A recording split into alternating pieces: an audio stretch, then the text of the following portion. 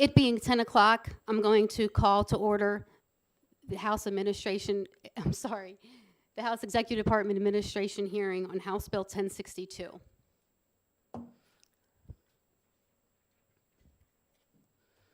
Representative Likas is going to introduce the legislation for us, be the sponsor, or none of the co-sponsors are here. Right, I'm just going to introduce it. It's not my bill. I'm not going to answer any questions on it. So I'd like to introduce House Bill 1062, relative to the duties of the Electrology Advisory Committee. So.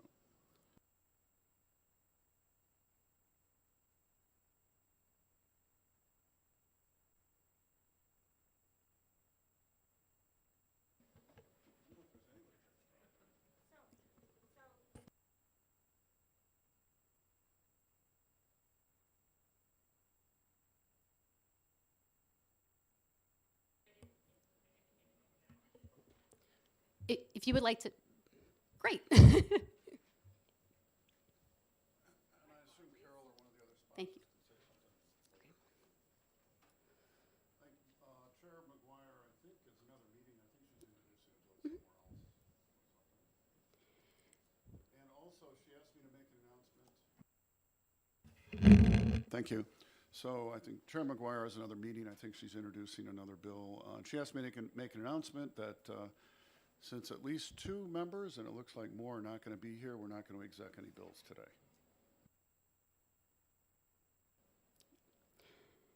House recognizes Lindsay Corney.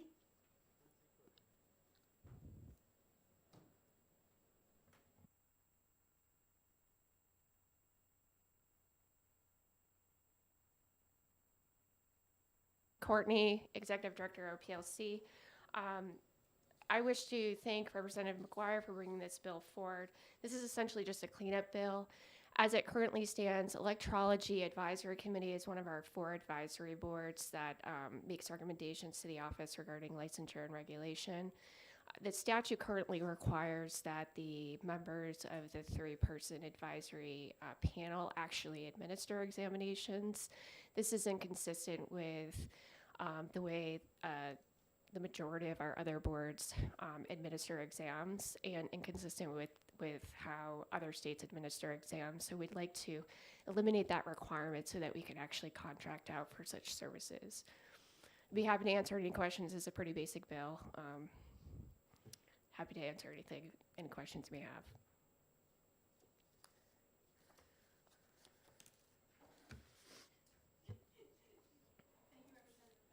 I was actually trying to get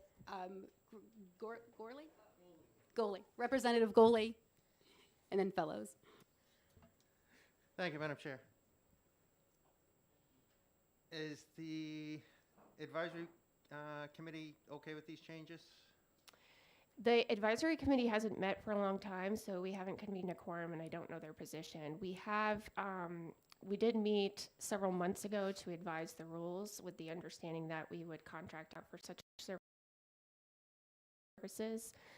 Their primary concern at the time, even though we didn't have a vote, was who would administer the practical examinations, and I told them that I would research what other states are doing and get back to it. Right now, I have received 1 resignation, so we only have 1 currently appointed, I think, to the Electrology Advisory Committee. There are only 60 licensees, so that's part of the reason behind these changes, is to ensure continuity of services. Follow-up? Recognized for follow-up? Well, I understand there's only 60. I want to be clear that they're going to be part of the advisory on to how the exams are done and who's hired out, and it's not just under the OPLC's decision to determine who's the best for this. Is that correct? Yes, correct. Correct. Representative Fellows? Thank you. So, I don't know if you know this or not, but the committees received emails in the last day or 2, and they said that they were there was a letter from somebody who was on that advisory board, and she said that they were not notified of this bill. And given your role to support boards, can you explain to me how that came to be? Yep, so all of our, I can't speak to that specifically. All of our bill tracking went out It should have gone out it should be going out today because I input it all into the system and sent it out to all the board members or the board administrators over the weekend. We had conversations with them, but we have had difficulties convening a quorum to have a meeting. So by virtue of the fact that the board members have declined to come in person. So as you know, I cannot communicate with the board members via email because that would constitute a violation of 91A. Recognized for follow-up. So that raises two more questions in my mind. Why are the tracking information going out like not yet? So you're basically confirming that you didn't notify them. And don't you have the opportunity to set up board meetings remotely? No. It's a requirement of 91A that a quorum be physically present in order to conduct meetings. And that has been a primary issue with this board in that 2 out of the 3 members, and I will say I've received resignations, so we do not currently have a full electrology advisory committee at present. But when it was fully staffed, I could not convene a quorum because they chose not to come into the building in person to conduct business. Regarding your first question, I agree it was late. Obviously, we've had staffing issues. We just finally hired a general counsel, but at the same time, this advisory committee we are able to act without advice of the advisory committee. Thank you. Representative Grota. Thank you. Ms. Courtney, I just want to make sure that those people who are seeking licenses in electrology will be given an exam, that they have a competency exam so that we know that they're qualified to practice in New Hampshire? Yes. So that's been one of the concerns with this current hodgepodge approach with having board members administer exams. It's not conducive to having a timely licensure. As you know, under 541A 29A, we are required to act within 60 days. Given the current structure, I'm not confident that that could be accomplished.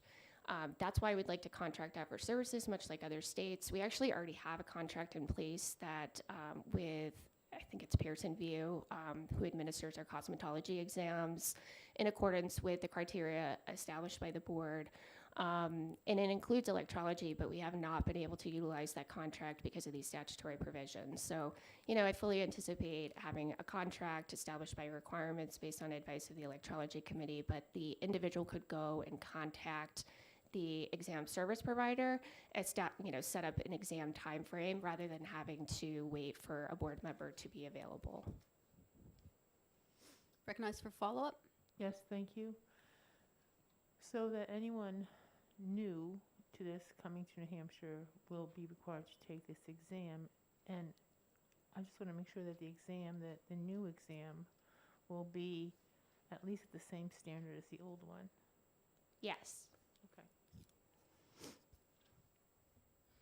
Representative Goley. Thank you, Madam Chair. I have a question as to, it was my understanding when we first set up OPLC, and there are some members in this room that were around when this happened, and others who aren't familiar with it at all, that OPLC was supposed to be support to the boards, and the boards maintain their autonomy as to the profession they regulated. My question is, I thought I just heard you state that you can go ahead and do things without their consent, and if that's the case, I have an issue with that, if you would believe. That wasn't the reason OPLC was set up in the original setup, and I think members in this room may be able to either clarify or...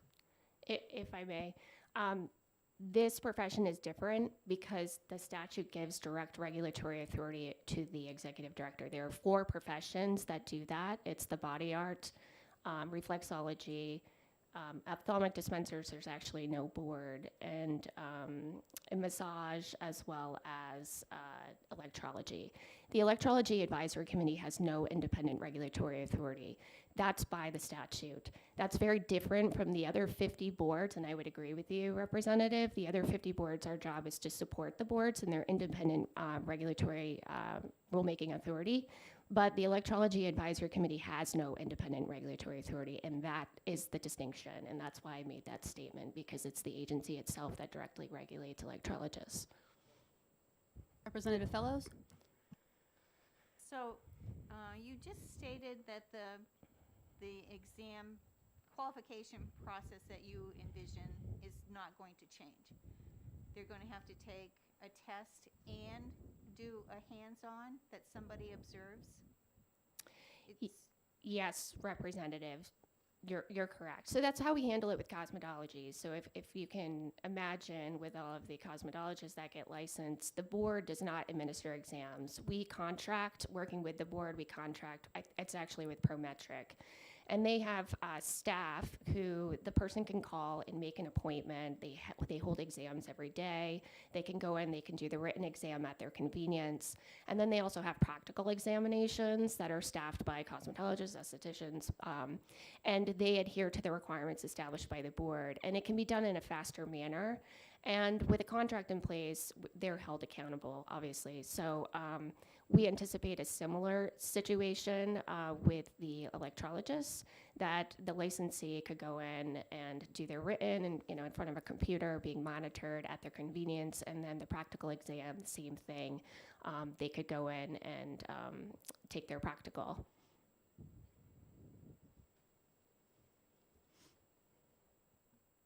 Representative Sitek? Hello. I have somewhere along your testimony, way back, you said something, you're not permitted by law to do something. That just caught my ear. What was that? Would you mind repeating what you're not permitted to do by, do you recall that part of your testimony? Yes, I do, Representative. It was to have remote meetings. Per the state's right to know law, RSA 91A, a quorum of a regulatory body must be physically present in order to make decisions and convene a quorum. Obviously, that's been an issue with our licensing boards as of late, in that we've had difficulty convening quorums. Anybody else have any further questions? Representative Fellows? Thank you.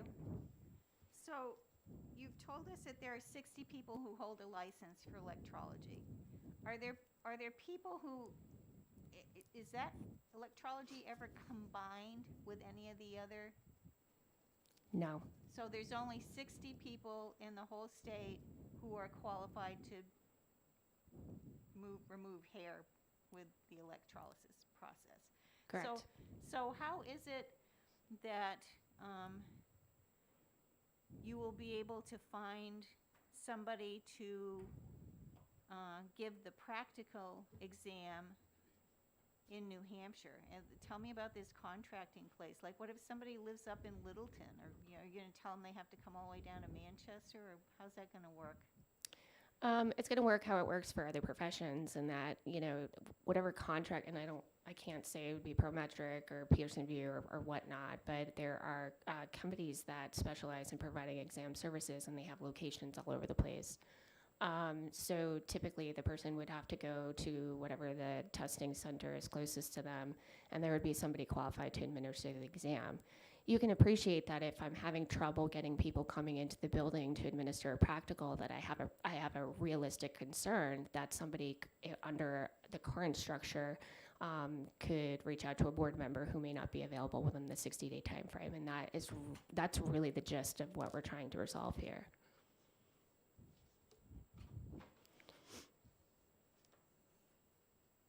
Any other members have any other questions? Seeing none, we thank you for your testimony. Thank you. Madam Chair, I do have written testimony. Would you like me to provide that to you? Certainly, we can give it to the clerk. Okay. Madam Chair, I got one more quick question, if I may. Representative Goley, you recognized. Just a quick question on line 12 of the bill. Sure. Why are you striking the content and conduct of written and practical exams and just leaving it written and practical exams? hold on, sorry, I don't have it in front of me. What was your question, Representative? Line 12. Yep. Striking out the content and conduct of. Why is that being removed? Because if you're looking at the exams, it should include those, shouldn't it? The concern is that we're not present, they have a statutory requirement, right, to provide input, which means they have to convene a quorum, which they have not been doing. So without a quorum, we would not be able to make recommendations or create an exam. Now, if that were not the case statutorily, we could certainly receive input from 1 or 2 members and provide that input into any sort of requirement section. But the fact that we're currently required to convene a quorum, which is not happening because they are not physically coming into the building, that puts us at, we're not actually able, we would not be permitted to actually contract for those services. Follow up? But You're recognized for follow-up, Mr. Representative Goley. I'm looking under the rulemaking authority on Chapter 314, and it says the executive director shall adopt rules pursuant to, and then under it is Roman numeral 3, the content and conduct. So that's under your rulemaking authority. So I'm Yep. just don't understand why content and conduct would be removed. Because it has nothing to do with the board. It has to do with the executive director's authority. actually, I think those are board requirements, Representative, that they actually be physically present in order to make decisions on the conduct and the content of the examination. We're kind of at a standstill with some of our licensing boards, particularly this one as well, in that we can't make any decisions because of the statutory requirement that that particular board provide input on those issues, and we're not under 91A able to make any decisions. So that's what that was intended to address. Thank you. Any other members have any other questions? Representative Schuett? Thank you. Not a question, but just offer my apologies to the committee and to our chair. I had promised her that I would introduce this, and due to unforeseen circumstances, I was a little tardy. So my apologies. Your apology is accepted. No need to apologize. Would you like to testify on this bill, Representative Schuett? We did not have a representative to testify for it. Well, as a co-sponsor, I will just say that we have, I think you've all gotten some emails from folks in this profession who are a little concerned about this. Several of the bills that we had agreed to make advisory, and we're hearing from the various boards that they're not too happy with that. I just will let it go at that on this one. I have more to say on some of the other ones that we'll be dealing with. If you could excuse me for 1 minute, Representative, we still have a person that was testifying. Does anybody have any questions for Representative? Are you okay still? I do believe we excused you, but you're still in the hot seat. I may be a little bit off topic, but if the board can't meet, are they also unable to perform electrolysis? Well, that's a good question. I would have to ask them. It's not that they can't meet, it's that they've declined to physically come into the building. And that would be my response to members of the board who are concerned with this, is that if they actually would like to regulate, they need to come in and regulate and do their job. And right now, we have not, we had redrafted all of the electrology rules. I attempted to convene a quorum so that we could get their input, and I had one person show up and didn't receive any feedback. So that's where we're at right now, which is that I've got a non-functional board that insists on retaining certain authority, but doesn't actually wish to carry out the functions that they presently are required to do so under statute. So we can't actually make any changes that are beneficial to our constituents and our licensees and actually protect the public. Thank you. Representative Sytek? Did I just understand that in that last minute you really explained the whole situation? Yes, I tried to avoid that quite diplomatically, but at the end of the day, this is the issue. Representative Schuett? Thank you. A question does occur. Ms. Courtney, is it not true that the gentleman asked whether or not these people are pursuing their professions, but would it not be true that when they are pursuing their profession, they can sort of control the atmosphere where they're working, whereas if they come into the building where they would have to meet with yours, they cannot control the situation? I'm speaking about face masks or cleanliness. Sure. Yes, we obviously, as a state per state requirement, we cannot require anybody to wear masks or face masks, but we have done everything that we can do to accommodate boards that have concerns. Our staff willingly don on face masks. We don't have these issues with the Board of Medicine. They're all providers. We don't have this issue with the Board of Nursing. They're all, clinicians as well. The majority of them wear masks, and our staff do too. And we are happy, as always, to find meeting space not in our building, if that's their preference. We had this issue come up with court reporters recently. We offered to meet in the courtyard. That was declined. So, we can only do so much. I understand that people feel uncomfortable, but at the end of the day, government can't stop. We have to get stuff done. Further question. Recognized for follow-up, Representative Schuett. Thank you. Do you think that the effects of the pandemic had any effect on the ability to get more board members to participate, not only this board, but several of the others? I think that's probably true. I think that when we moved remote back in, April of 2020, we moved the boards to remote meetings via the governor's executive order. At first, you can appreciate that everybody has something to complain about when we make decisions at OPLC. You can't please 350 people, but a lot of them were not happy because they didn't know how to use the technology and yada, yada, yada. Then I think they got used to it, and the fact that they didn't have to drive to Concord, it was very convenient, particularly for working professionals. It is more convenient. And then when obviously that executive order ended, that permitted them to have remote meetings in May of 2021. Again, everybody complained. I think that it's been difficult for retention, both in the fact that, it's hard to get working professionals to take a whole day off to drive down to Concord, as well as the fact that some people obviously, rightfully so, remain concerned about exposure. But I certainly think that has helped. I mean, the good thing is that they've embraced a different technology that I don't think they would have. Thank you. Representative Grota. Thank you. I would like to make a note to the committee first that you need to speak directly into your microphone. And I know it sounds loud, but people who are listening to the YouTube video cannot hear us if we talk like this. All right? My question to Ms. Courtney is, if the board is not, if they're having a bad day, can those board members be replaced? Certainly they can be replaced.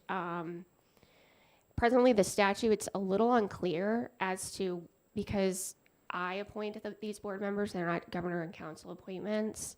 One of our issues, just generally, just to throw it out there, is once a board member's on, you can't get them off unless they're impeached, even if they don't show up, which is a huge problem. And as you know, an impeachment is unlikely to occur.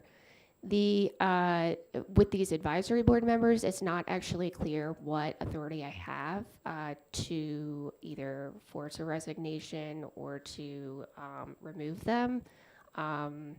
My gut tells me there would need to be some sort of a hearing because there was an appointment in place. So unless we typically ask for resignations, but I have had people who I just had somebody on a different committee hasn't shown up in a year. I've sent her certified letters. We filed a complaint against somebody for not showing up because she had state documents, and she has declined to submit her resignation. So to your question, Representative, I don't really know right now. And I did just receive a resignation, so I am able to fill that seat, which is good. Thank you. Any other members have any other questions? Seeing none, thank you again. Thank you. Just a friendly reminder, when you're asking a question, if you could please speak directly into your microphone. The audio appears to be a little bit sketchy today, and people are having trouble hearing online. Thank you.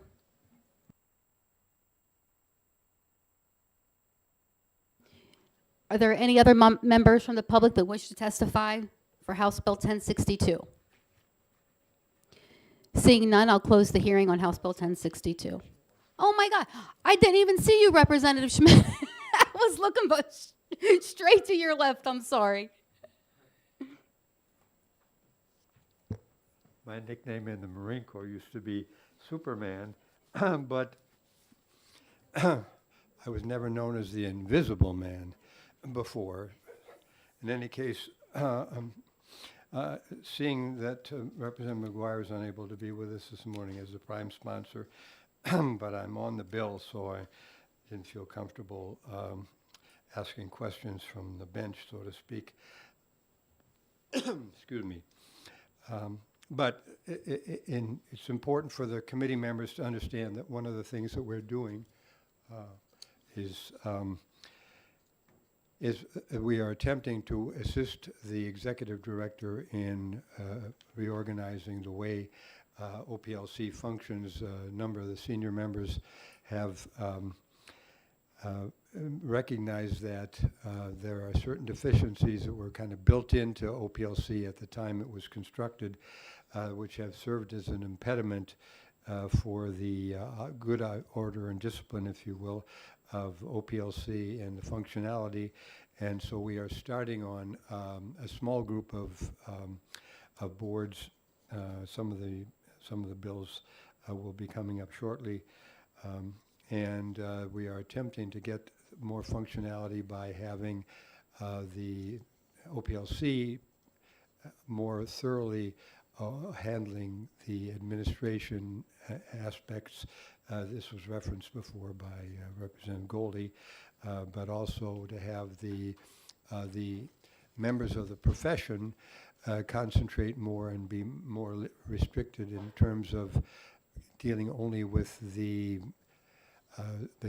profession itself rather than the administration of the profession, because in many cases we have discovered that the board members frequently may not be aware of all the legal requirements such as 91A and other requirements of procedure, and which would be better handled by the OPLC. And as you see in this particular instance, and I'm hoping Representative McGuire will supplement this now that she's arrived, but that some of the senior members of ED&A are on this bill, so Representative McGuire, Representative Schuett, myself, and in some cases it's Representative Goldie as well. So I do notice that one of the language, and I'm glad that Director Courtney's still here, because as you noticed, if you look at line 10, it says, continuing following the thought of line 3, the executive director shall establish, and so forth, and then says in line 10, advise the executive director regarding the implementation of this chapter. And I'm glad to hear that under this proposed language, the executive director would be in direct contact with the executive director. That would be a presumption on my part that we wouldn't want to have three faces of Eve, kind of getting involved here. So we might want to change that language a little bit. But so if anyone has any questions, I would hope they would defer until Representative McGuire can give her testimony as the prime sponsor. Thank you, Representative Schmidt. Does anybody have any questions for the representative? Seeing none, thank you, Representative. Chairman McGuire.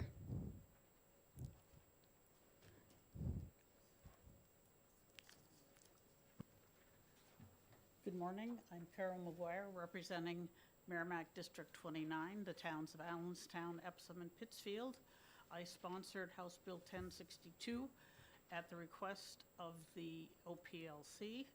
It is intended to have the OPLC provide all the administrative and non-technical duties of the board and allow the board to concentrate on the job-specific issues that require knowledge of the profession. And there are three, so it makes it an advisory committee rather than a regulatory board, and that's all it is. I hope you will support it, and if you have any questions, I believe OPLC is here to answer them. Do any members have any questions for Representative McGuire? Seeing none, thank you for your testimony, Representative.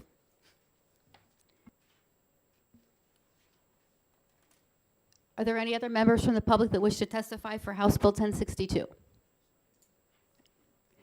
Seeing none, I'll close the hearing.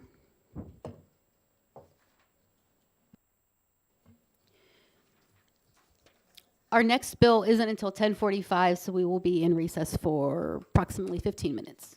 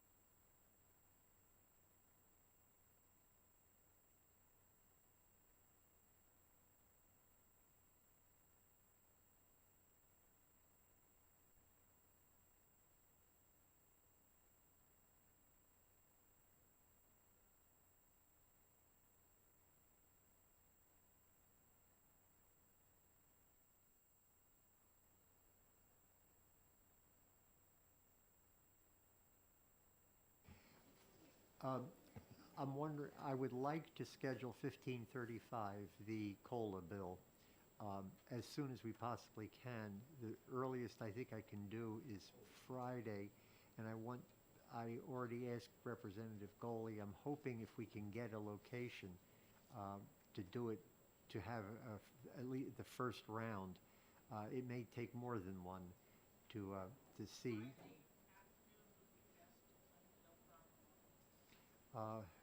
Friday, I heard Friday afternoon. Now, Representative Goley, you said that's not good for you. I want as many people here as I can. This is an important bill.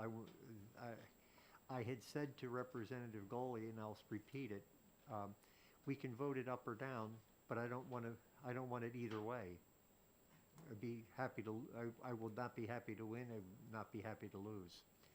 I think this needs some work. I think something can be done. And that's why I want Representative Goley. I'm looking for Representative Schmidt. They're the heavy hitters, and I think we should have their input, whether they're on the subcommittee or not. So, if... Okay, how about, let me see if I can get Friday afternoon, 1 o'clock. I'm sorry? Okay, all right. I will ask our Carrie if that's to make that schedule. Okay? Representative Goley, I know that it will be on the docket, but if I don't have Art Beaudry's email, if you have it, you might be somebody that has Art Beaudry. Oh, wait a minute, he's a lobbyist. He's going to be on the, yeah, okay, I'll track him down, because I want him here too.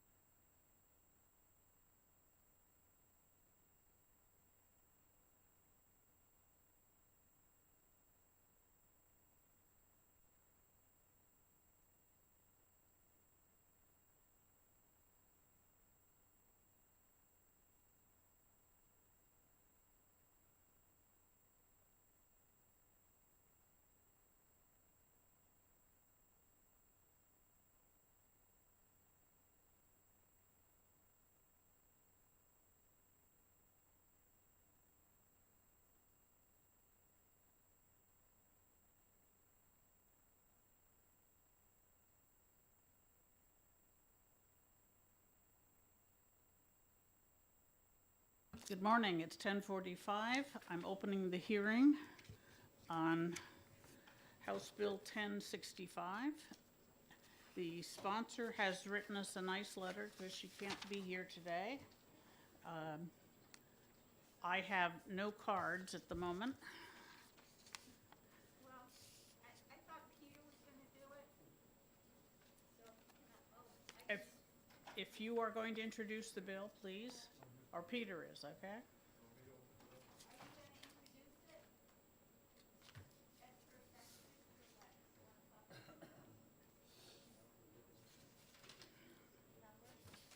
As per section or what? Okay.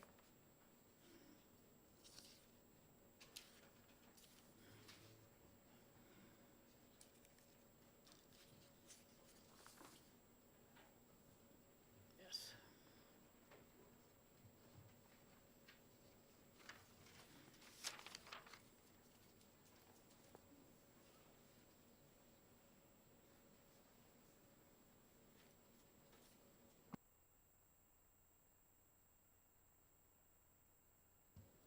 Good morning, everyone. Thank you for your attention. I'll be very brief. I'm only going to open the bill on behalf of Representative Nutter Upham, who is, as you may have read, unable to be with us as a result of a close encounter with the Omicron virus.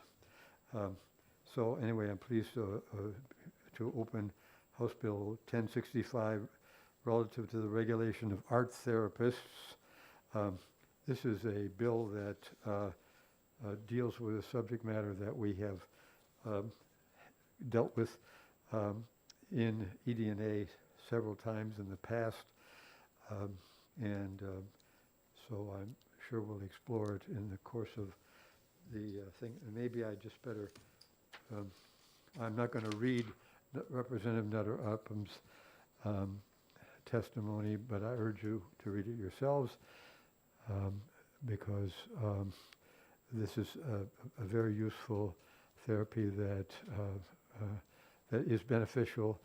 I have a constituent in Dover who operates a so-called Sonatina Center in Dover, and she says that she has a very strong public demand for these services at the moment, and so we'll get into the details later on, but I urge you to look carefully at Representative Nutter Upham's written testimony, and thank you very much. I'll fill out a pink card as soon as I'm done. Thank you, Representative Schmidt. Could you take a question? Sure, I'll give it a try. Representative Blackus? Thank you. You mentioned someone else speaking later, so maybe this would be to someone else, but I don't see who it would be. So my question is, the art therapists are currently licensed in some way, and this would put them under the mental health board. No, they are not licensed. They have their title protected. We have defined what an art therapist is, and we restrict who can call themselves an art therapist. Thank you. That answers my question. Yeah, the chair is quite correct that we did provide that protection for them in one of the early go-rounds. One of the problems is because they are not licensed, in many cases they are not able to be covered by insurance because the insurance companies require people to be licensed. They're fully accredited, and this is a substantial enterprise nationally. It's just that without the licensing, they've got that can't get there from here phenomenon. Thank you. You're welcome. Is there anyone else who wishes to testify on House Bill 1065? Representative Fellows. I don't know where the pink card is.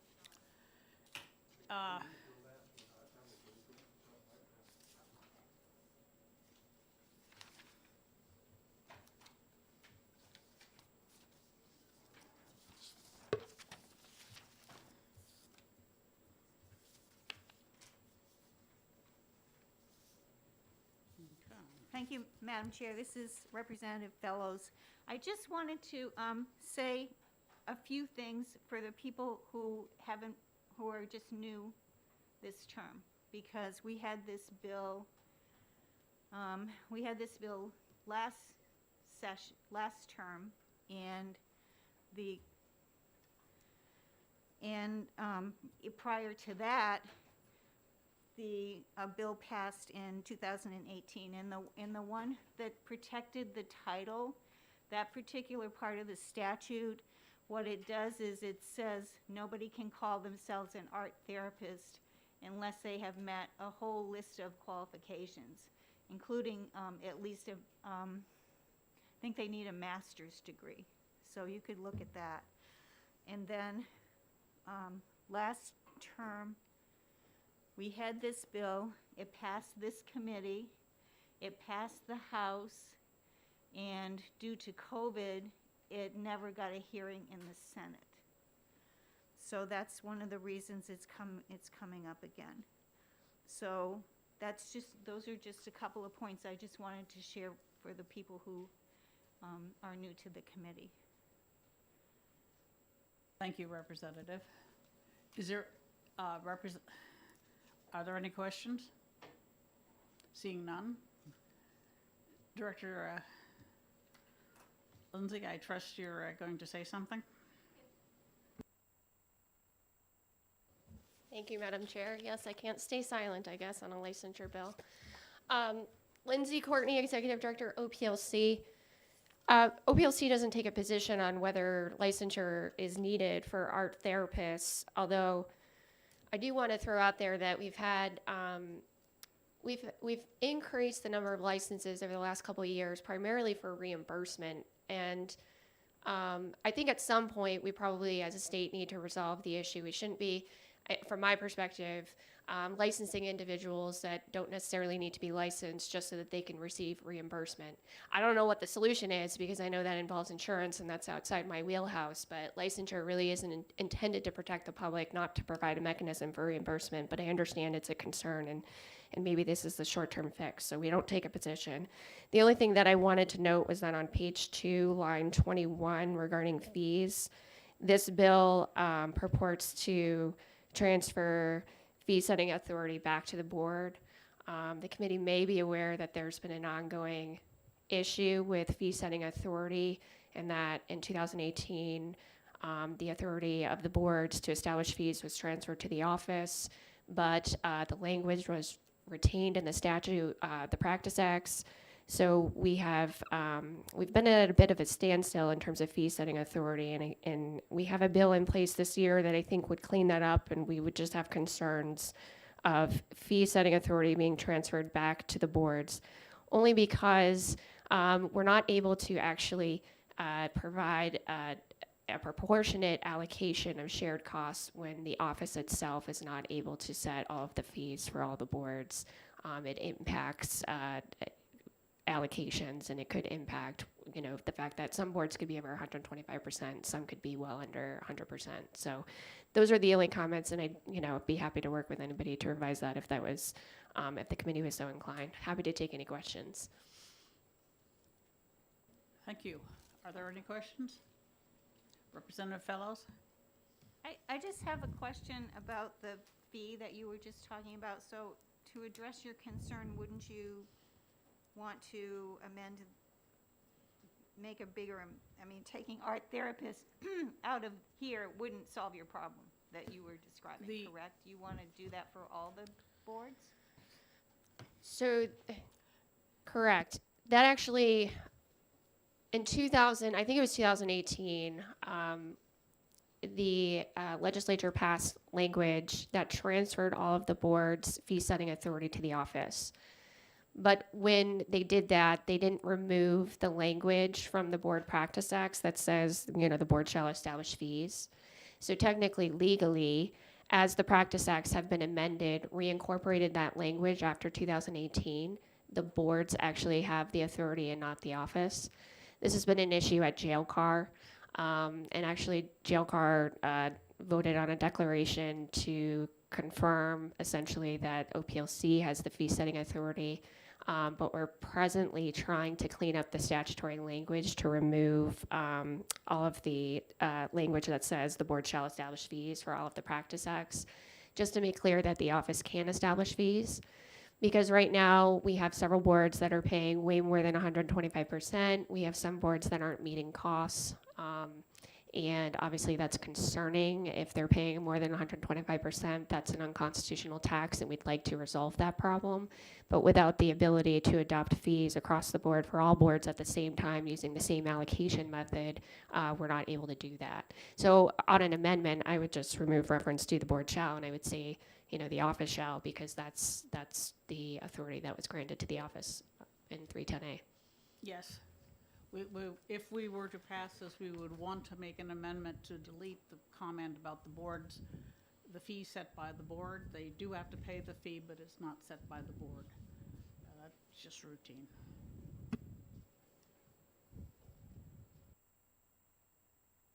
Any other questions, comments? All right, does any other member of the public? No, I guess not. All right. Anyone else need to testify? All right, in that case, I'm going to close the public hearing. And our next hearing starts at 10:30. Excuse me, 11:30, my mistake. So we have a bit of a, I was expecting this to take longer. But the sponsor not here, it's shortened. Okay. Everybody go for a walk. We will not be voting on any bills today because of absences.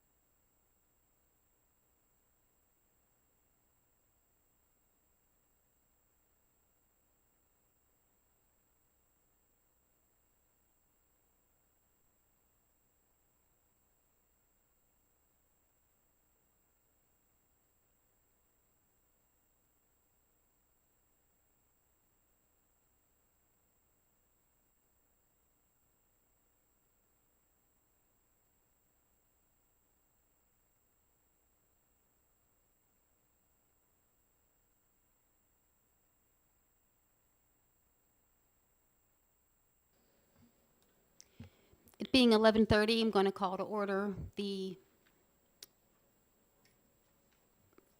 I'm going to call to order House Bill 1192. Representative McGuire. Good morning. I'm still Carol McGuire, representing Merrimack District 29, which is the towns of Allenstown, Epsom, and Pittsfield. And House Bill 1192 is primarily a repeat of a bill that we passed in 2020 that died in the Senate. It passed this committee, it passed the House, and it died in the Senate. So we're repeating it. It has various sections. It allows a person who's a doctor of acupuncture to call themselves that. And it eliminates the requirements for NCCAOM certification and training, because that is only one of multiple organizations, and it tends to be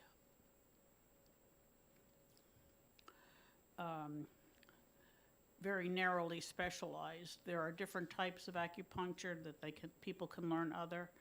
So this adds,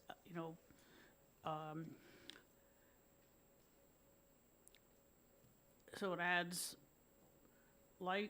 licensing by having a valid license from another state.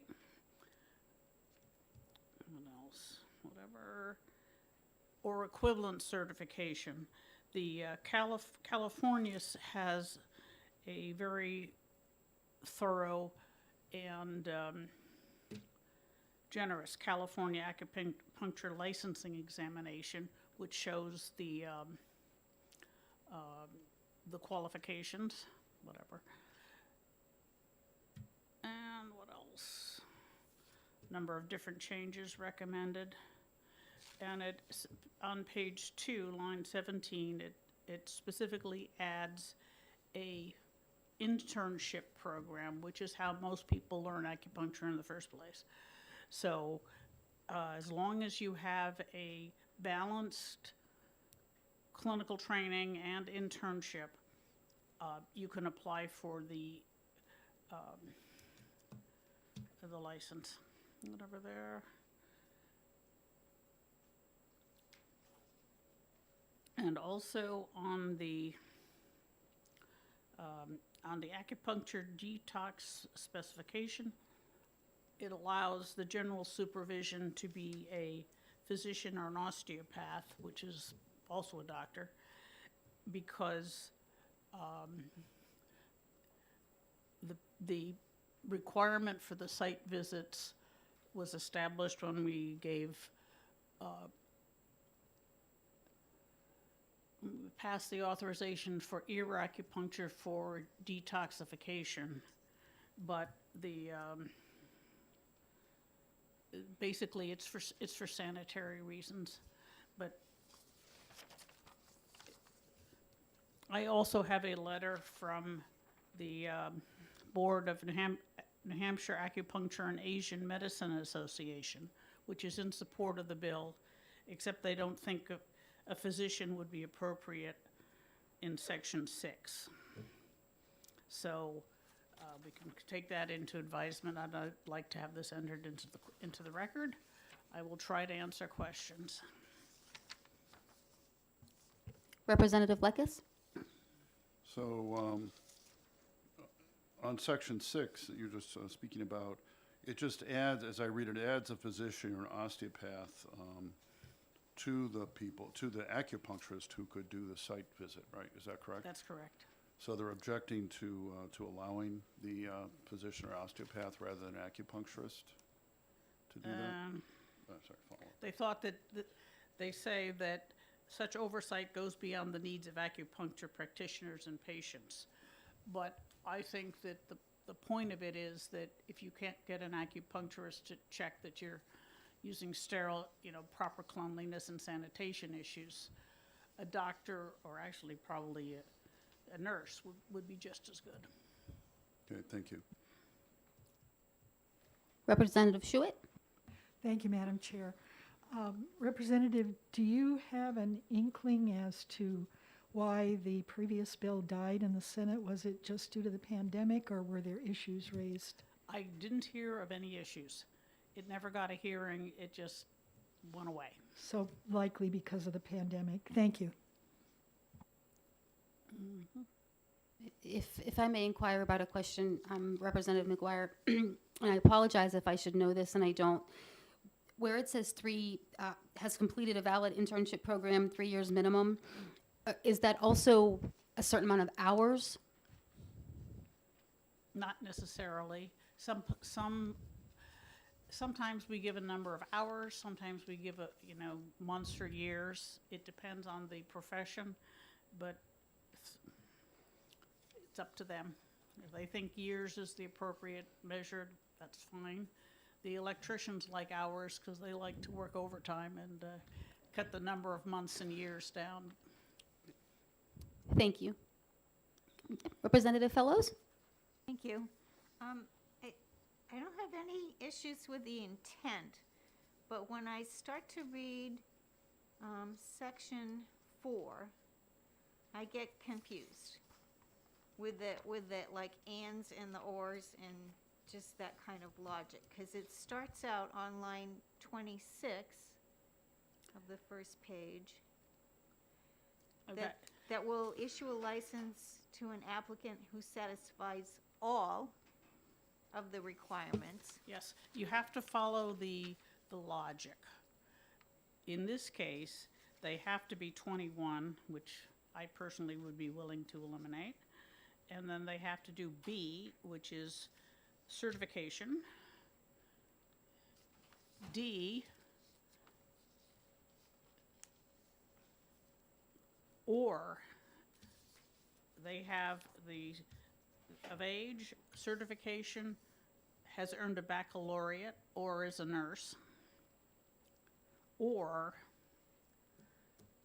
so A is age, B is certification, and C is paid the fee, very important. And D has earned this is education. So it's either registered nurse, physician's assistant, or has successfully completed post-secondary acupuncture college program approved by the board, or has a valid internship. Well, I'm still getting confused because D is baccalaureate and has a current valid license from another state. Mm-hmm. Right. So they have a baccalaureate or are a nurse or physician assistant with a valid license to practice acupuncture, or have taken post-secondary acupuncture college program, board approved, or has a valid internship program. So there are 3 options for this education. And I agree, it's not the cleanest way to put it. I would probably have put the acupuncture college program first, then the education in other areas that also has an acupuncture license from another state or has the internship. But So just like one tiny question. So on the first page, B, that certification, they can get that certification or pass the California test. or a different certification approved by the board. So everybody has to do that, Correct. regardless of whether they have a baccalaureate degree or those other. Okay. Yes. Yes. So it's age, certification, and education. And of course, paying the fee. Okay. Thank you. Representative Lakis? Thank you. Thinking back on some earlier discussion today, should the dollar amount of the license fee be in here, or should Yeah. it be set by the executive of OPLC? I believe, Executive director. thank you for catching that. And I agree we should be having that be reworded if we make any changes at all. Okay, thanks. Any other members have any other questions? Representative Sitek?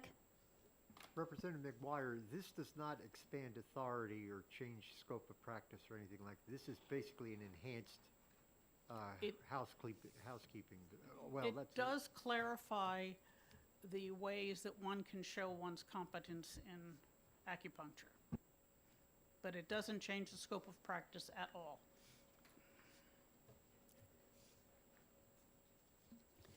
Any other members have any other questions for Representative McGuire? Seeing none, we thank you for your testimony. Are there any other members from the public that would like to testify?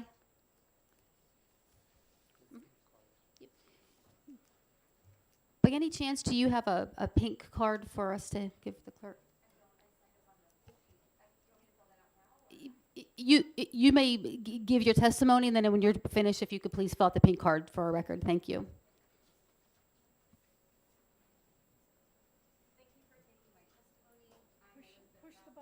If you could push, thank you very much. Thank you for taking my testimony. I'm Elizabeth Ropp. I'm a licensed acupuncturist, and I'm here in support of HB 1192, and I want to thank Chairwoman McGuire and Representative Schmidt for being sponsors.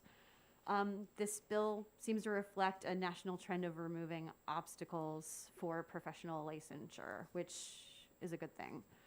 The bill puts term limits on licensing board members, which we should have, just like any other licensing board. And also, one of my main concerns is removing the requirement that acupuncturists must maintain active status with the National Certification Commission of Acupuncture and Oriental Medicine. Taking the test is one thing, or an equivalent, but we shouldn't have to be required to continuously pay for the active status. Last summer, I spoke to the Federal Trade Commission about the anti-competitive practices of the NCCAOM, and many other acupuncturists have done the same. I brought some of the financials for NCCAOM. In 2019, their chief operating officer finally retired. Corey Ward Cook, her outgoing salary was $250,000.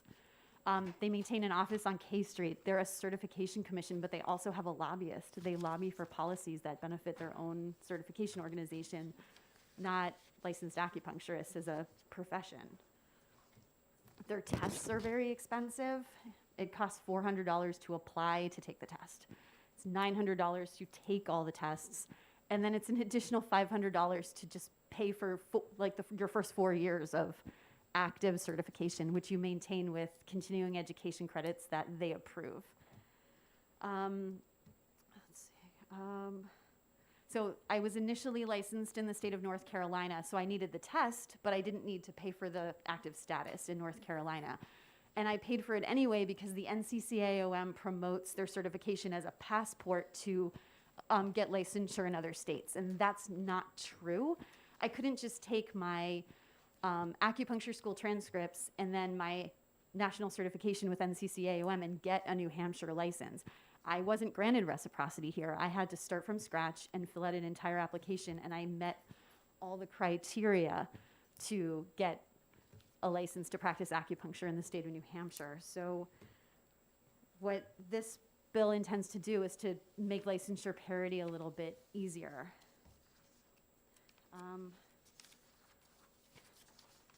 I'll just say I support apprenticeships for acupuncture. Apprenticeships are making a comeback in a wide variety of professions, especially in the health field, behavioral health field. Students come out of acupuncture school with $150,000 to $250,000 in debt. Yeah, yes, they do, with very, very few job prospects. And we need to think about future generations of acupuncturists. That's why we really need to reinstate the acupuncture apprenticeship route. And I'm just going to add 2 more points. In our statute currently, we have the Accreditation Commission of Acupuncture and Oriental Medicine mentioned by name. They are the accreditation commission that accredits our acupuncture schools. And last fall, they changed their name to the Accreditation Commission of Acupuncture and Herbal Medicine. So lawmakers around the country are now just going back and just making that name change in their laws. And my last point is about supervision for acupuncture detoxification specialists. You think I should take my mask off, Representative Schmidt? Okay. So, does everyone know what an acupuncture detoxification specialist is? Okay, some members of this committee are very familiar with it. So I'm a licensed acupuncturist. I went to school for 4 years. I can needle points all over the body. But in New Hampshire and roughly half of other states in this country, we have another certification. An acupuncture detoxification specialist takes a shorter course of training. They're trained in 5 acupuncture points in the outer ear by the National Acupuncture Detoxification Association or equivalent training. And that treatment is a support for substance use disorder, behavioral health, mental health, stress, anxiety, trauma. And so what I would say in terms of supervision is I support widening who can supervise to doctors and osteopaths. I'm one of 2 licensed acupuncturists in New Hampshire who has taken the NADA training that makes us eligible to provide general supervision for the ADSs. And no, there are very few acupuncturists in New Hampshire who've taken the NADA training. That's what they need to have in order to provide general supervision. So yes, I support widening who can supervise. I would add that supervision is most important in the first year. Any year after that, the ADSs know what they're doing. It just seems like a redundant, let me back up. In 2017, that's when the ADS law was passed. And acupuncturists pushed for more supervision requirements than what we have now. And they did it because they thought it would give them jobs, which it doesn't. We supervise as volunteers because no one's making money practicing ear acupuncture. It doesn't earn them more money at their jobs in programs or in their private practices as behavioral health specialists.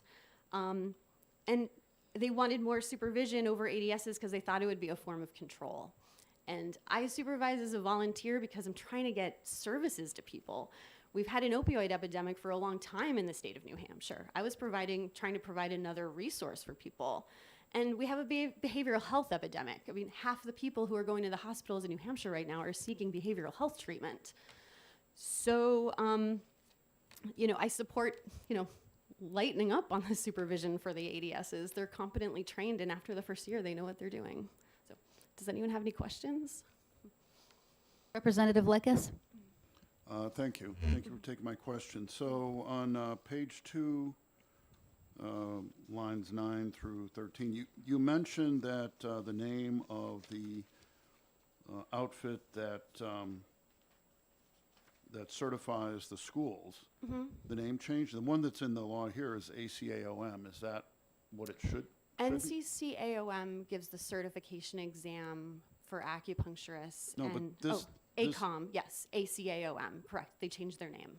But it is ACAOM it says here, who has earned a doctoral degree in the practice of acupuncture from an ACAOM or board-approved program. So that's correct. Correct. And their new name as of the fall is the Accreditation Commission of Acupuncture and Herbal Medicine. So would that acronym change? That acronym would change. And follow up if I could?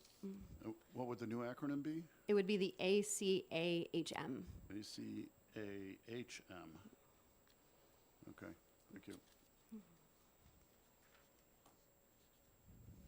Does any other members have any questions? Representative Bailey? Just along those lines, would the NCCAOM become the NCCAHM? No, they're separate organizations. Thank you.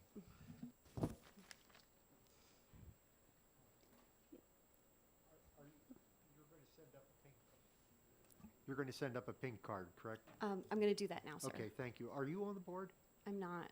Okay, thank you.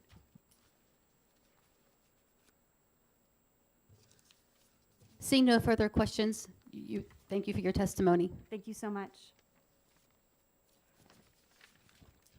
So I have letters. Who should I give these to? Oh, you would, okay. Thank you. Are there any other members from the public that wish to testify?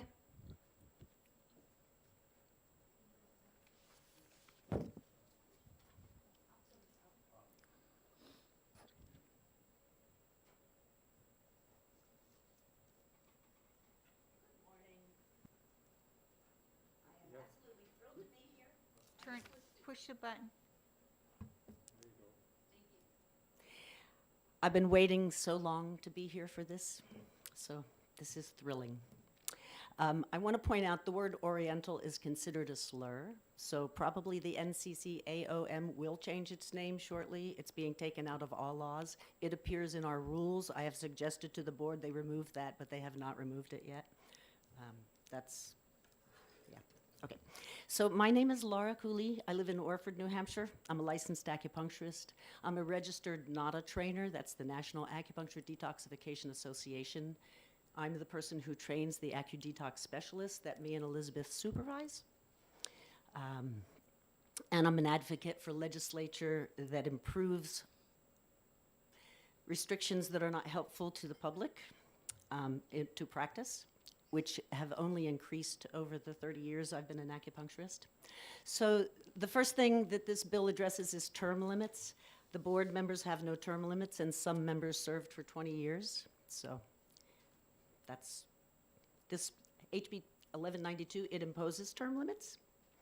And that comes into line with all the other OPLC boards. When I asked the lawyer for the state, there's no other board that doesn't have term limits.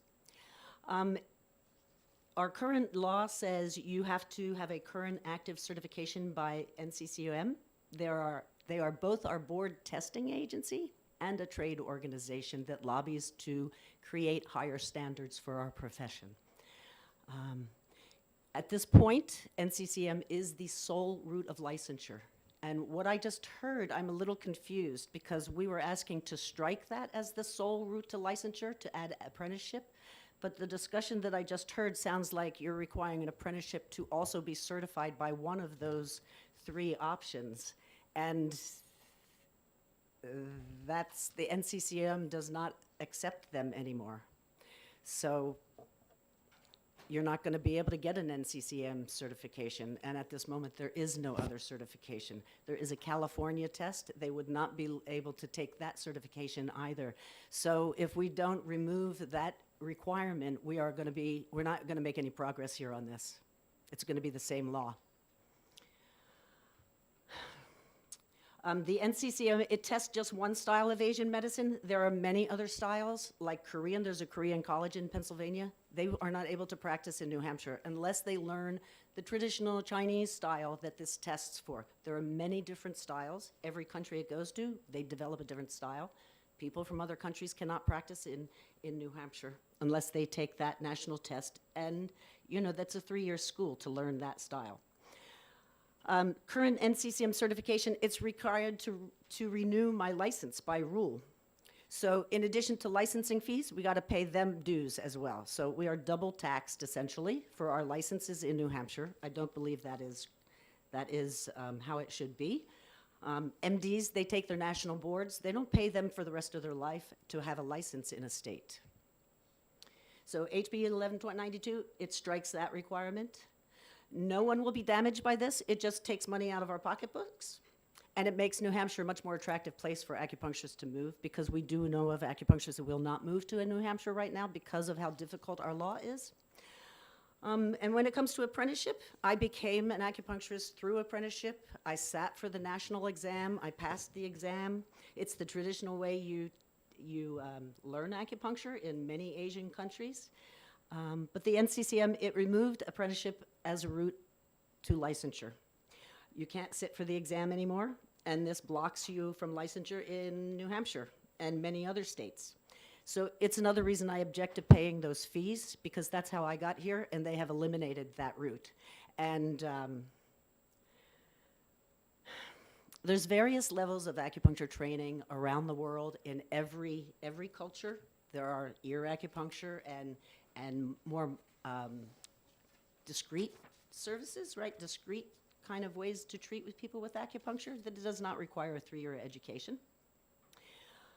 When I contacted the NCCM about why they eliminated apprenticeships, I asked them for their board meeting minutes, and they said, no, we won't give them to you. And they gave me a link to their board policy guide, which says if you have disgruntled memberships, do not provide transparency. So you can't get their meeting minutes. They won't give them to you. When I asked them why they did it, they said the states eliminated it themselves. And so that means that if I want to change this policy, I'm going to have to go to all the states, convince them to reinstate apprenticeships, and then convince the NCCM to do that So I find that a little burdensome, and I really hope that you consider reversing this course. And you have put in apprenticeship, so I'm really grateful for that. Yes. Pardon me? I'm not done yet? Okay. So another issue is, if I could back up a little, our law actually gives the acupuncture board the authority to set standards for education. Licensing boards are typically charged with protecting the public, but I don't believe this is usual practice. The medical board does not tell a surgeon what college he needs to graduate from, and it does not tell him what training they need to take in order to do brain surgery, right? They take the educational standards are set by the accreditation institutions. They take board exams and they passed, right? That's why they practice medicine. So New Hampshire has adopted the NCCM requirements for CEUs. That's supposed to keep you up in the field, protect the public. So for my required CEUs last year, I took a course from their website, a class called Introduction to Astrology for the TCM Clinician. I failed to see how this protects the public. In that class, I learned that there are wounds that can never, ever be healed, and that patients that have difficulties have chosen those difficulties for themselves. I find these notions damaging. Yet this is the standard the licensing board has chosen for us. And again, I took it right from their website page. And furthermore, they have the right to impose further regulations. So when the board created standards, they took language from Massachusetts. That very language caused me to take 1.5 years to get licensed after practicing for 10 years in another state without complaint. Even though I passed it the first time 13 years before, they made me take Anatomy and Physiology 1 again, which I did from a teacher they pulled out of very long retirement, and we used a 13-year-old textbook to do that, which is when I took it the first time. I could have been practicing along the first buprenorphine doctor in New Hampshire, in New England. This is for treatment for opiate addiction.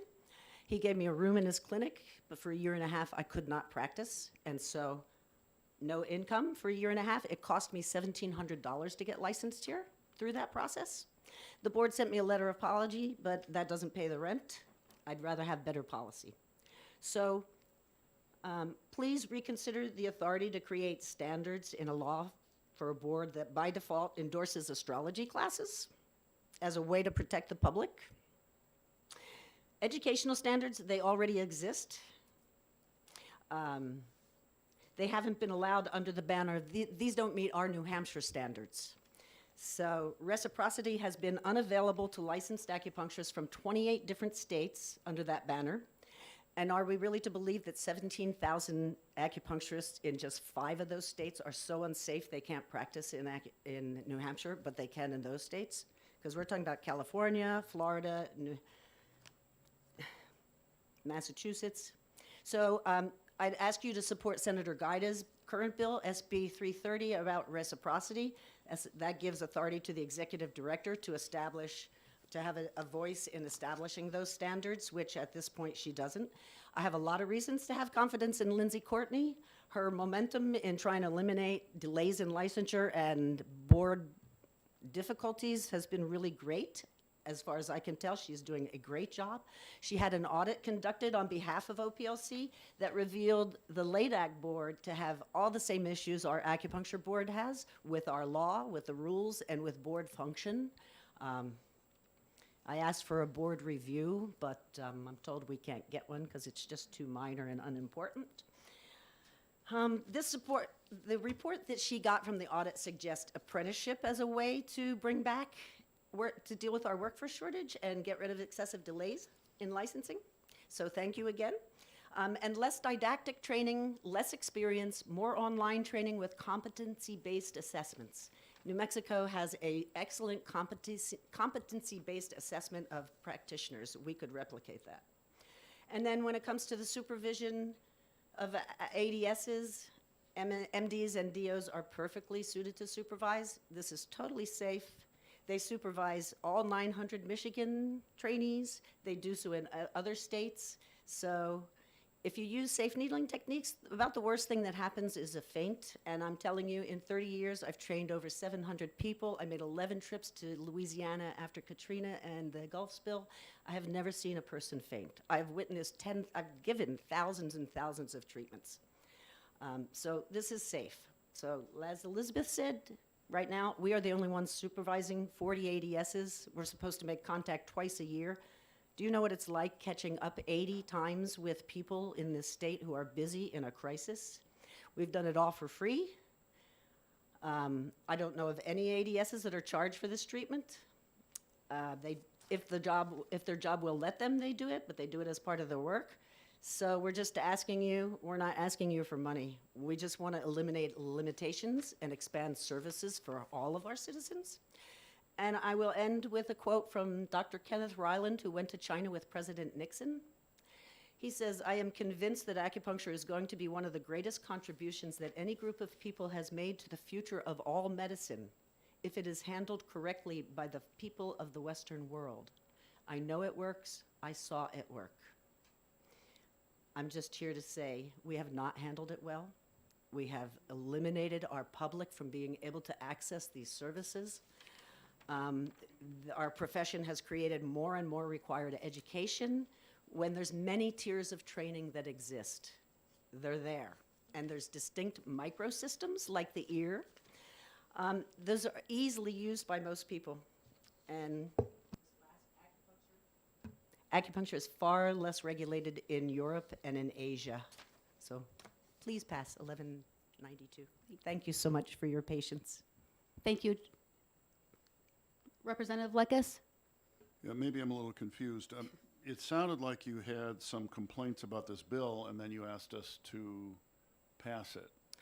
Did I misunderstand? Well, I support this bill, and the original language, I believed, struck the requirement for NCCOM as the only route of licensure, but the language that I heard earlier today does not remove that. I mean, follow up? Are you speaking to the language, I don't know if you have the bill in front of you, I think there's a copy here. I do not, but it was the licensure, the certification through NCCOM, the Cali test. Right. And another potential, we don't want to close the door on other potential certifications that can come along. Right, it says after the Cali through examination or credentials Right. documentation review, so. See, in 2.1, it strikes that you have to be certified. And that's what I was endorsing. But then the language I heard discussed today sounds like it does require a certification. Well, I think the language, if I follow up, if I may. If you look at line 26 on, starting on page 2 and carrying into the next page, is the actual language. I don't know whether discussion earlier accurately reflects that, but that's what the language that's actually in the bill.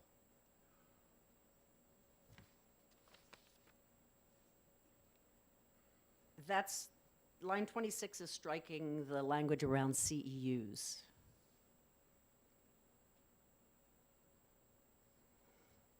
On page 2? Or actually, it's page 1, sorry. Line 26 that I'm looking at strikes NCCM certification continues to require at least 30 professional development activities. Oh, it's page before that, sorry. Prior page. Yeah, starting at line 29, I guess. Right. That says they'll give one, you got to be 21. You have to have an NCCM certification or equivalent certification or pass to California. So that requires, that continues to require that as a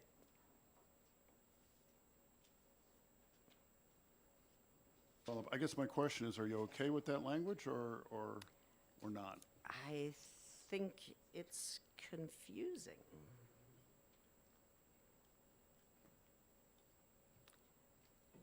The apprenticeship was in that list somewhere. That's further down.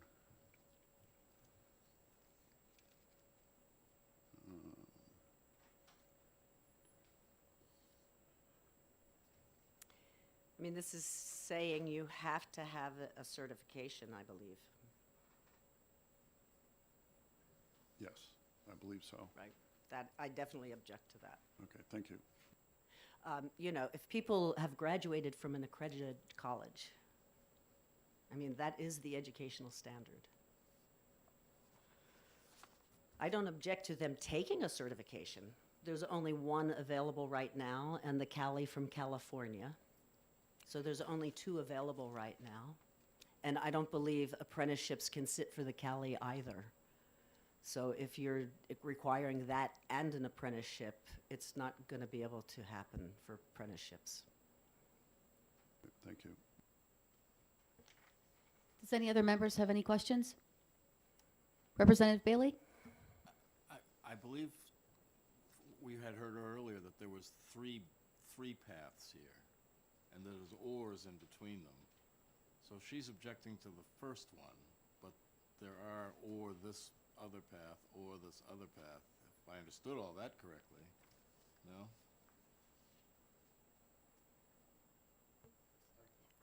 Representative Likas, if you have information for that.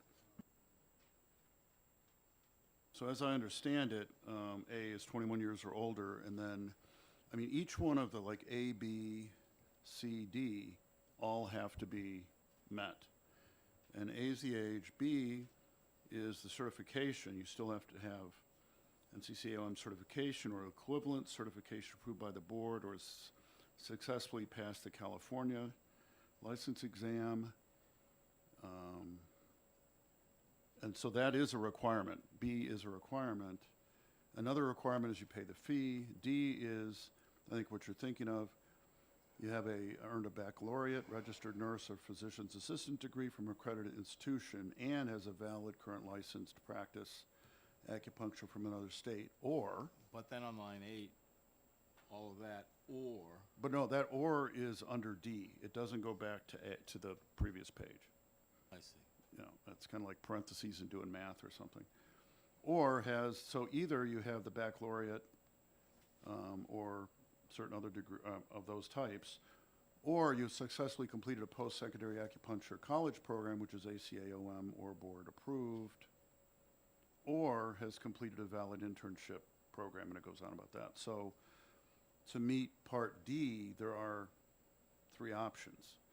But you still need to have the, according to this, the certification from NCCAOM or Cali or some other one approved by the board.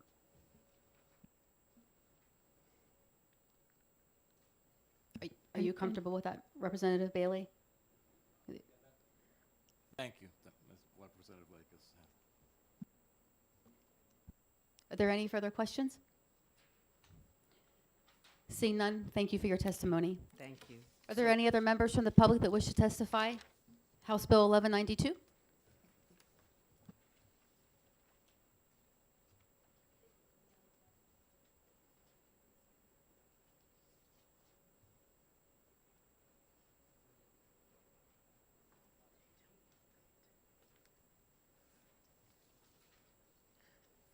Good afternoon again, Madam Chair, members of the committee, Lindsay Courtney, Executive Director, Oplc. Oplc doesn't take a position on the substance of what's contained in this bill, although I will say that Oplc generally supports portability, and so provided that we can ensure that minimum standards are satisfied through other means, we would support any method to promote portability. I just wanted to draw the committee's attention to the similar fee issue that was discussed previously on another bill. It was page 2, line 3, that would require the applicant to pay the $110 license fee. We're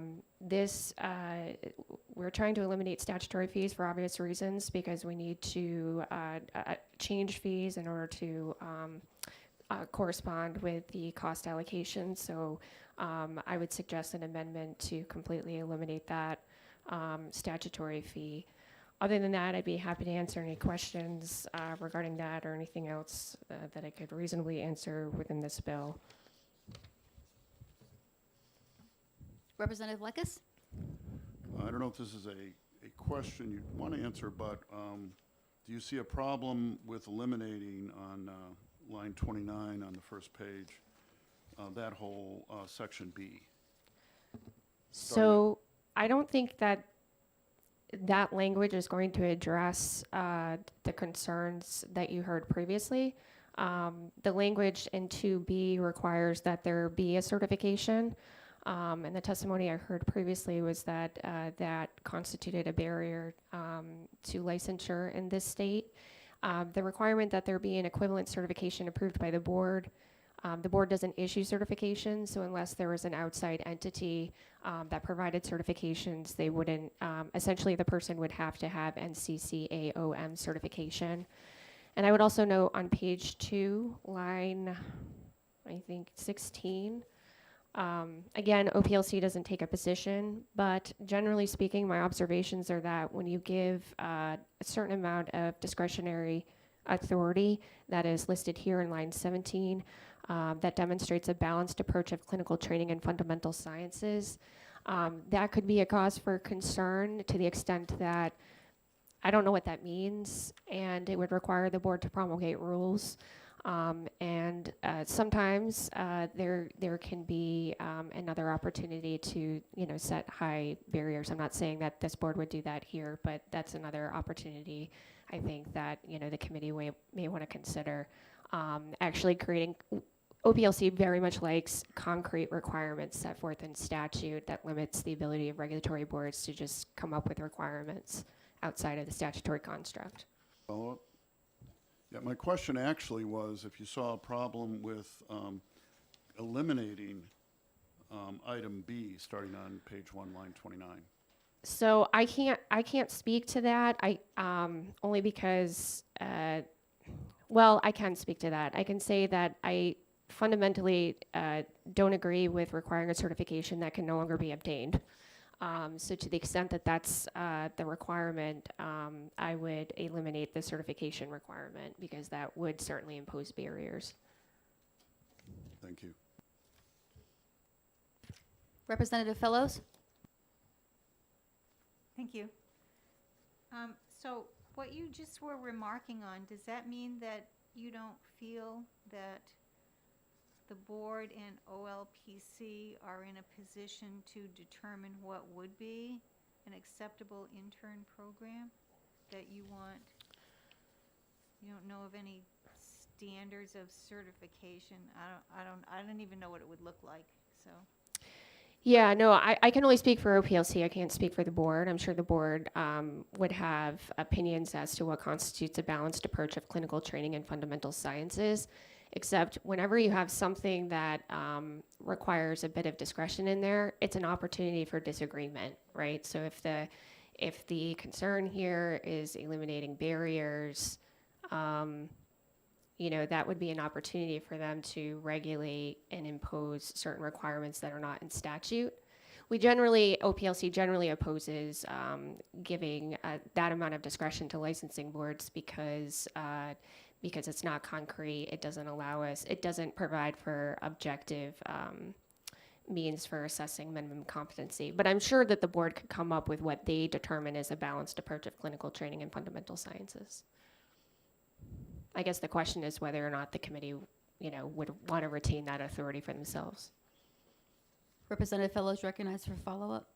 So it seems to me the only way to figure out which intern programs would qualify would be for some entity. If it's not the state of New Hampshire, it would have to be some other, association or whatever that would certify those programs by having visited them and looked at their curriculum or whatever. You can do it a number of ways, Representative. You can, for many of our practice acts, the requirements for the education are set explicitly in statute. Others correspond with an accrediting body, like you heard earlier, the Board of Medicine. Others do provide the discretion to the board to approve education programs and determine. So this is the third approach. I'm not saying it's a wrong approach. I'm just saying if there's a concern regarding portability and barriers, you know, the committee may want to consider retaining that authority with the legislature. But yeah, you can mirror an accrediting body, or you can put the explicit requirements in statute. Representative Lekas? Thank you. On the same section, I mean, it already says that and which conforms to NCCAOM standards. What if it just said, has completed a valid internship program which conforms to NCCAOM standards, and left the rest out? Yeah, I mean, I would read what you just said as not requiring NCAOM certification, but just that they have to they have to basically meet the same standards, and it could be a different program. So the thing is, though, I mean, how long does that program have to be? So I guess you would say, or has completed a valid internship program 3 years minimum, in which conforms to NCCAOM standards. To me, that would make much more sense, because it would take the discretion out of it, so to speak, to some extent. There's still always discretion, but it would eliminate that balanced approach of clinical training. Because what's going to happen is there's going to be a long discussion, right, about what's a balanced approach, and we're going to have to do rulemaking, and it's going to kick this out farther. Follow-up? Recognized for follow-up, Representative Lekas. The reason I didn't include the 3 years was that, I don't know if the NCCAOM standards has a minimum amount of time, but I mean, if the program meets the standards, I would think adding the 3 years would be superfluous, but. That's a valid point. Okay, thank you. Representative Bailey? One of the points that was made was that this particular NC whatever organization, they tended to favor a Chinese school of this, but there was an alternate Korean school, and maybe even others that may be disadvantaged by using this as the sole licensing or regulatory or whatever. Yeah. Do you have any suggestions? I don't, just because my profession is not acupuncture. OPLC generally supports, though, having alternate methods of licensure, and it shouldn't just be one approach. So anything I think that comes out of this committee, we would support having multiple different approaches and not just the NCCAOM standards. Thank you. Representative Sitek? As I listened to all of this discussion, I'm wondering why and how this is mushroomed. How come somebody from the board isn't here? I can't speak to that. I'm sorry. Representative Lekas? Chair McGuire, are you thinking of sending this to a subcommittee? I was afraid I would get that when I answered it. So maybe we can continue this subcommittee. Representative Fellows? Just one tiny question about how many people are licensed in New Hampshire for acupuncture? I believe it's in the 150 range, and there's approximately 30 ADS acupuncture. But that's just based on memory, Representative. Thank you. Are there any other questions from the committee? Thank you. Seeing none, Ms. Courtney, thank you for your... Representative Schmidt, did you have a question? I want to testify now. Thank you, Ms. Courtney.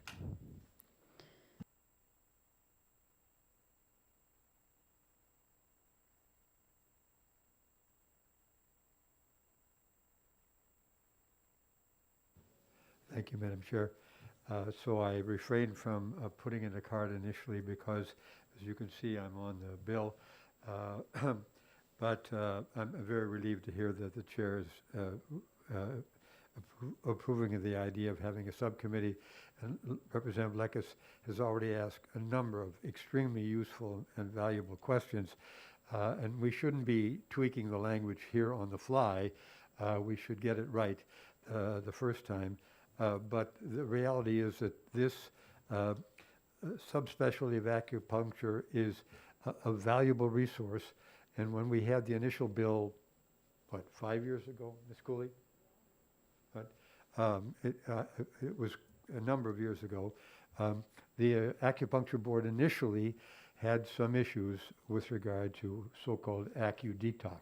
In other words, the specialty that Ms. Cooley and Ms. Ropp were talking about, where the ear, the outer edge of the ear is treated with needles. I've had the procedure myself, and it's not painful, and I didn't have any issues. It was just an offer to the legislature, anybody who wanted to participate, to see what this is all about. These two ladies, Ms. Ropp and Ms. Cooley, are the experts here in the state of New Hampshire on this issue. But I've also worked very closely with Cindy Thurugetti, who is the chair of the Acupuncture Board, who's working very closely with Ms. Cooley with regard to some of her training issues. This is a valuable service to people who have some of these issues, some of these problems. So I'd like to see us get the language right. I'm very glad that Representative Lekas has asked all these questions and highlighted some of the issues that we're all struggling with in terms of getting the language exactly right.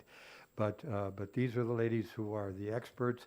You heard the passion in Mrs. Cooley's voice, and she has been doing this, as I know, for some 30 years. So if we can have a subcommittee on this, I think we can iron out some of these issues and make sure that we can go forward.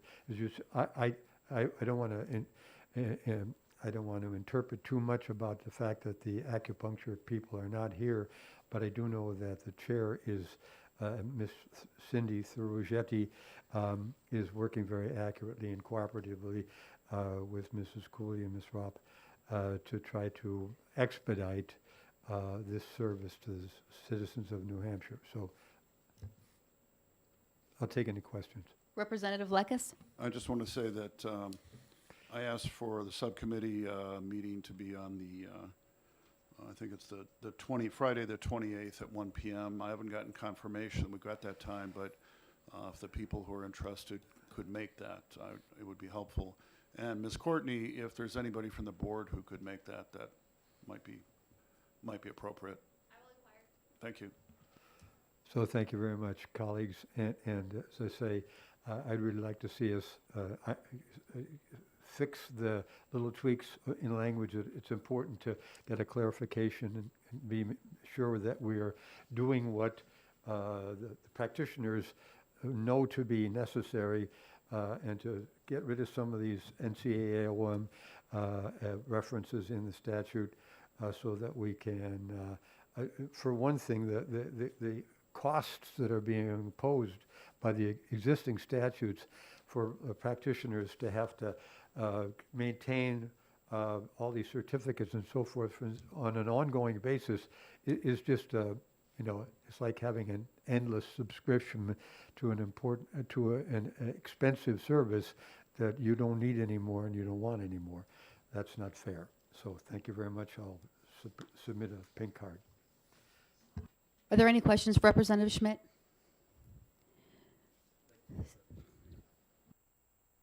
Are there any other members from the public that wish to testify on House Bill 1192?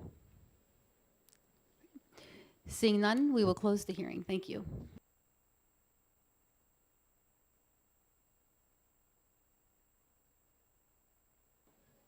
We will meet back at 1 o'clock for House Bill 1444.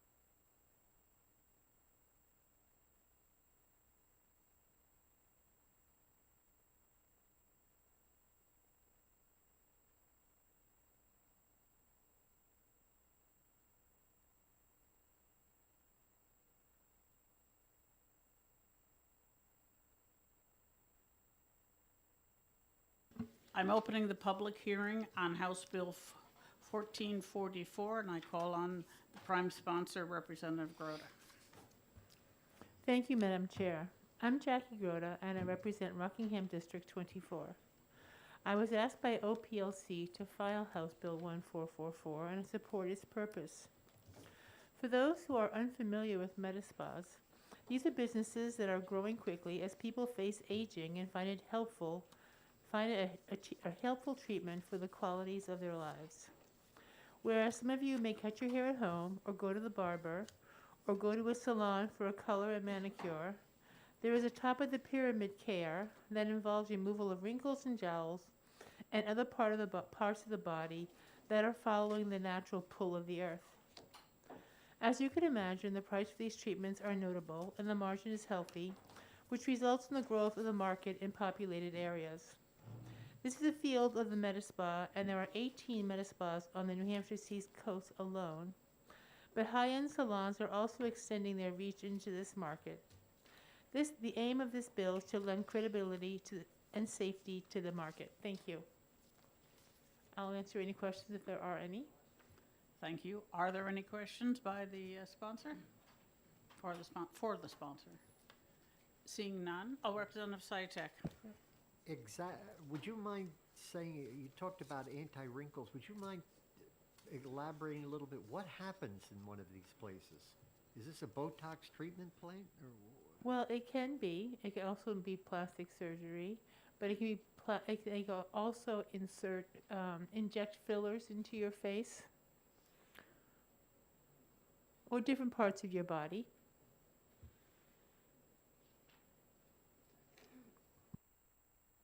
Thank you, Representative Grota. You're welcome.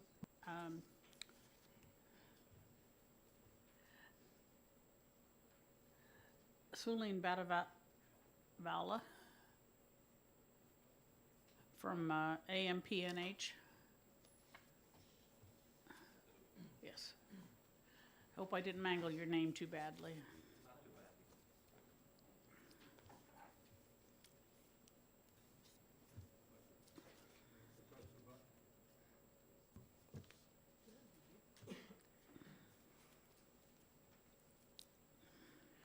Good afternoon. My name is Zubin Batliwala. I'm a board-certified physician and I'm licensed to practice medicine in the state of New Hampshire since 2003. I'm also licensed to practice medicine in the state of Massachusetts. I completed a prelim surgery internship at Boston University and I've completed my residency at Tufts in Boston.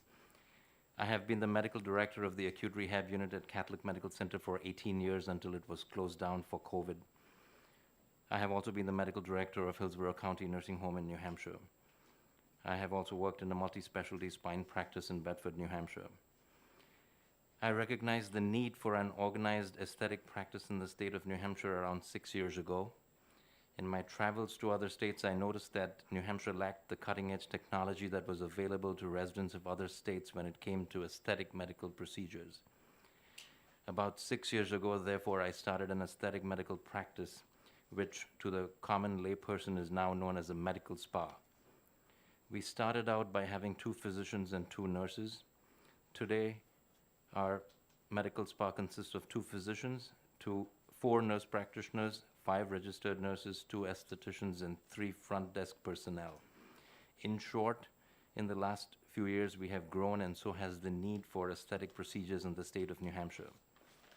We have been instrumental in bringing cutting-edge technologies such as cool sculpting for body sculpting, various neurotoxin injections, and various dermal fillers, and also the best and latest laser technology to the residents of New Hampshire.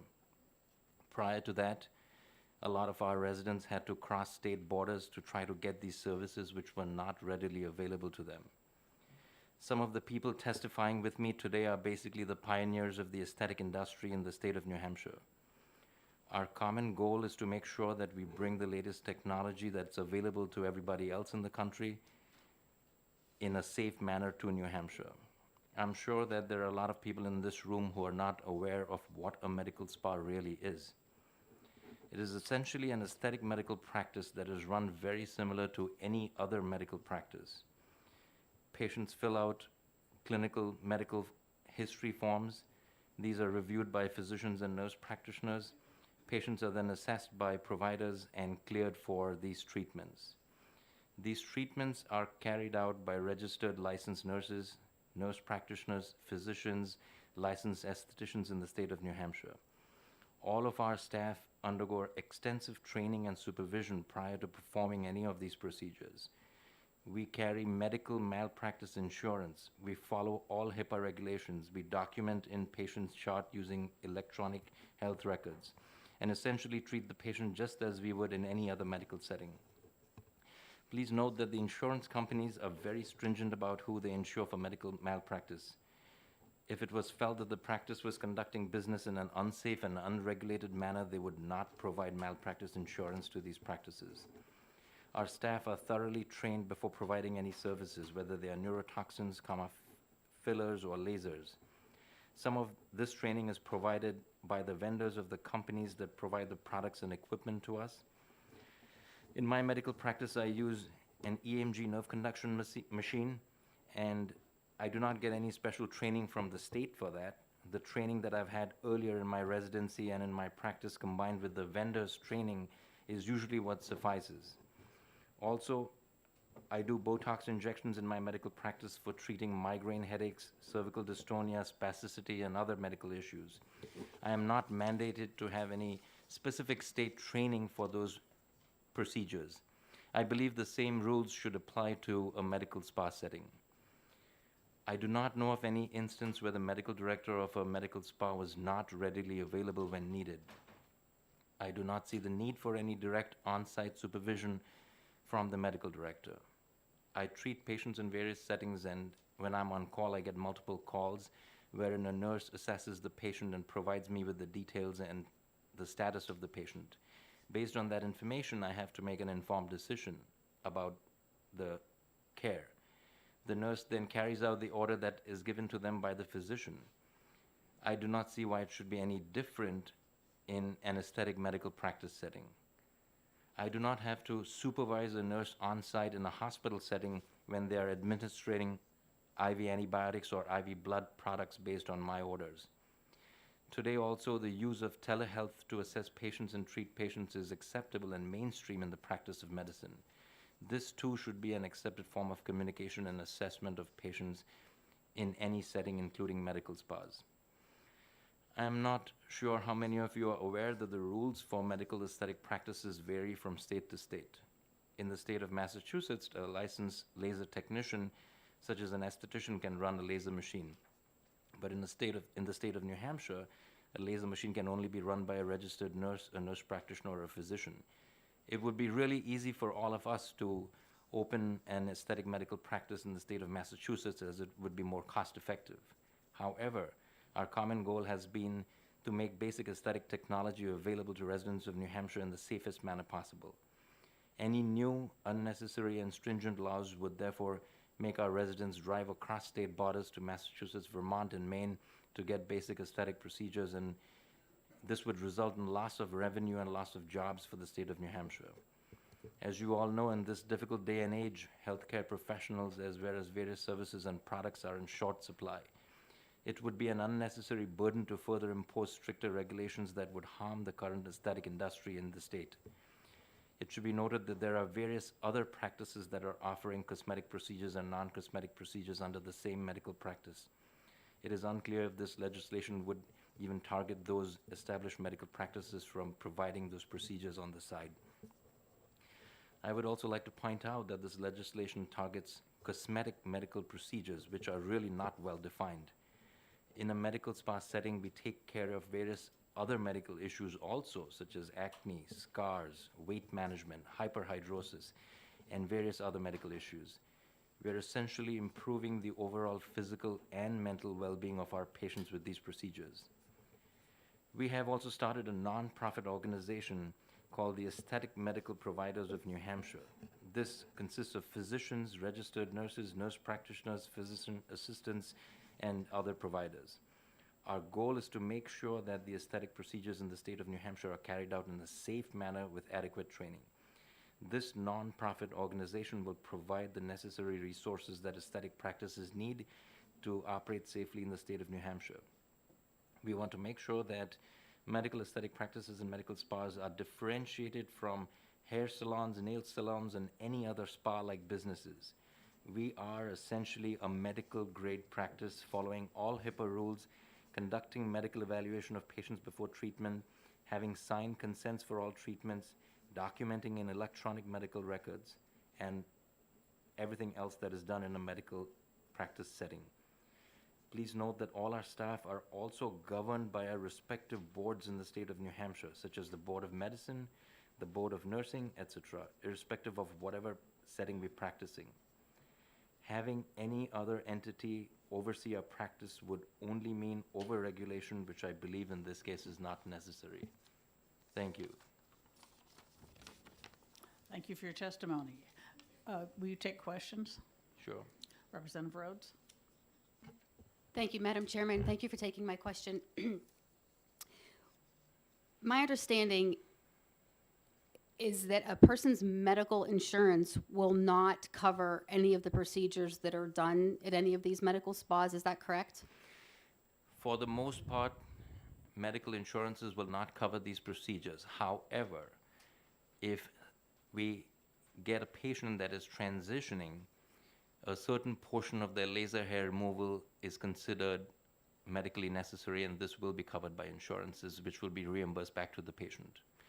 Also, if we are carrying out Botox for procedures such as migraine headaches, again, the patient can get reimbursed back from the insurance.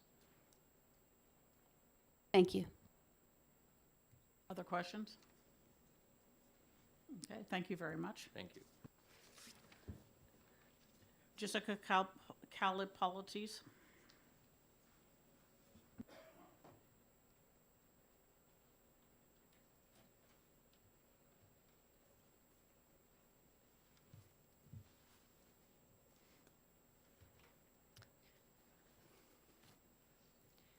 Good afternoon, Madam Chair, members of the committee.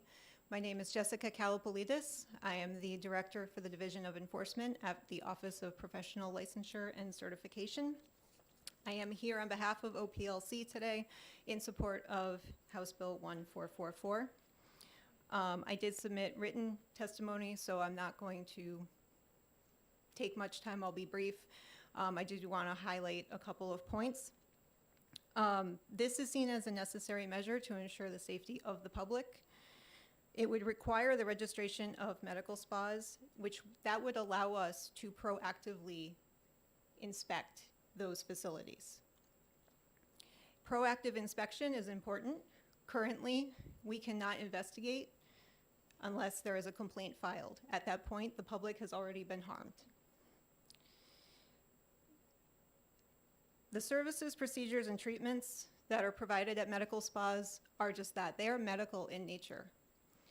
The fact that they are for purely cosmetic reasons does not take away from the fact that these are medical procedures, treatments, and services that are being provided. And they do require the proper oversight, training, supervision, and delegation by somebody properly qualified. The boards of medicine, nursing, pharmacy, and the Board of Barbering, Cosmetology, and Aesthetics have all provided letters in support.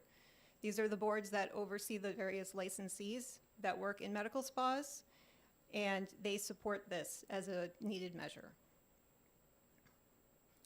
The medical spa industry is growing and can be quite lucrative. This growing industry will benefit, we believe, from this legislation, as it will increase consumer confidence in these procedures and treatments being received by consumers in New Hampshire. It'll increase confidence that they are being done safely and by those medically qualified to oversee and delegate them. The proactive inspections would also increase consumer confidence because, again, instead of waiting until a complaint is filed, when injury has already occurred to investigate, it would allow us to go in proactively and to help assist those facilities with correcting anything that needs to be fixed to bring them to compliance. The only other thing I will mention is that in speaking with Representative Merchant today, an item was brought to our attention, and we will be seeking an amendment to address that item that he brought to our attention. I'd be happy to answer any questions. Thank you. Representative Goley? Thank you, Madam Chair, and thank you for taking my question. We heard in previous testimony that a majority of the procedures done at these facilities is not covered by insurance. Now, if something goes wrong and there's no oversight, or your board cannot get in there to investigate and make sure everything's run properly, then would it not be upon that individual to seek some remedies to something that might have been done wrong during the procedure versus an insurance company trying to recover those costs for that individual? Wouldn't it come out of that person's pocket to try and recoup if something had been done wrong and harmed that individual on a certain procedure? I'm uncertain. It may come down to their malpractice insurance, or they may have civil remedies. I'm not certain. Follow.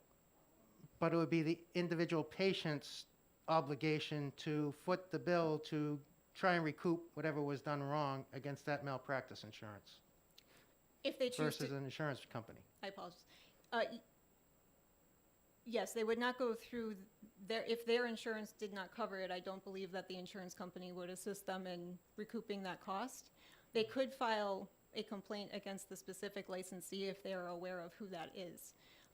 But medical spas, there's many different types of licensees, and we've actually have had complaints eventually filed by what I would consider to be a very sophisticated complainant who did not understand that they could file a complaint until much later in the process. This, I think, helps clarify that they can, in fact, file a complaint with our office. It would go before the board. If it was a doctor, let's say, who had caused the harm, it would go before the Board of Medicine. The authority still rests with the various boards of these licensees. The registration, again, the main purpose is to allow us proactive inspections. Thank you. Representative Schmidt? Thank you, Madam Chair. Thank you for being here today. So you referenced in your testimony before Representative Goldie's question that you would be seeking an amendment. Can you clarify what you're talking, what your procedure is with regard to that? Or you have somebody who's going to be offering an amendment, or what is the purpose of the statement that you were seeking an amendment? It was to just put the committee on notice. Again, in speaking with Representative Merchant, he brought something forward regarding the pharmaceuticals that we think should be included. I don't know if I'm qualified to explain the details and the specifics, but that's where that amendment will be coming from. I'll ask Representative Merchant if he intends to testify. Okay. Thank you. Representative Sitek, you have a question? Yes, you said you're going to be proactively inspecting these places. Previous testimony has been that this is a medical establishment. Who do you, does OPLC, is it qualified? Do you inspect doctors' offices? Who would be, who does that? Does anyone?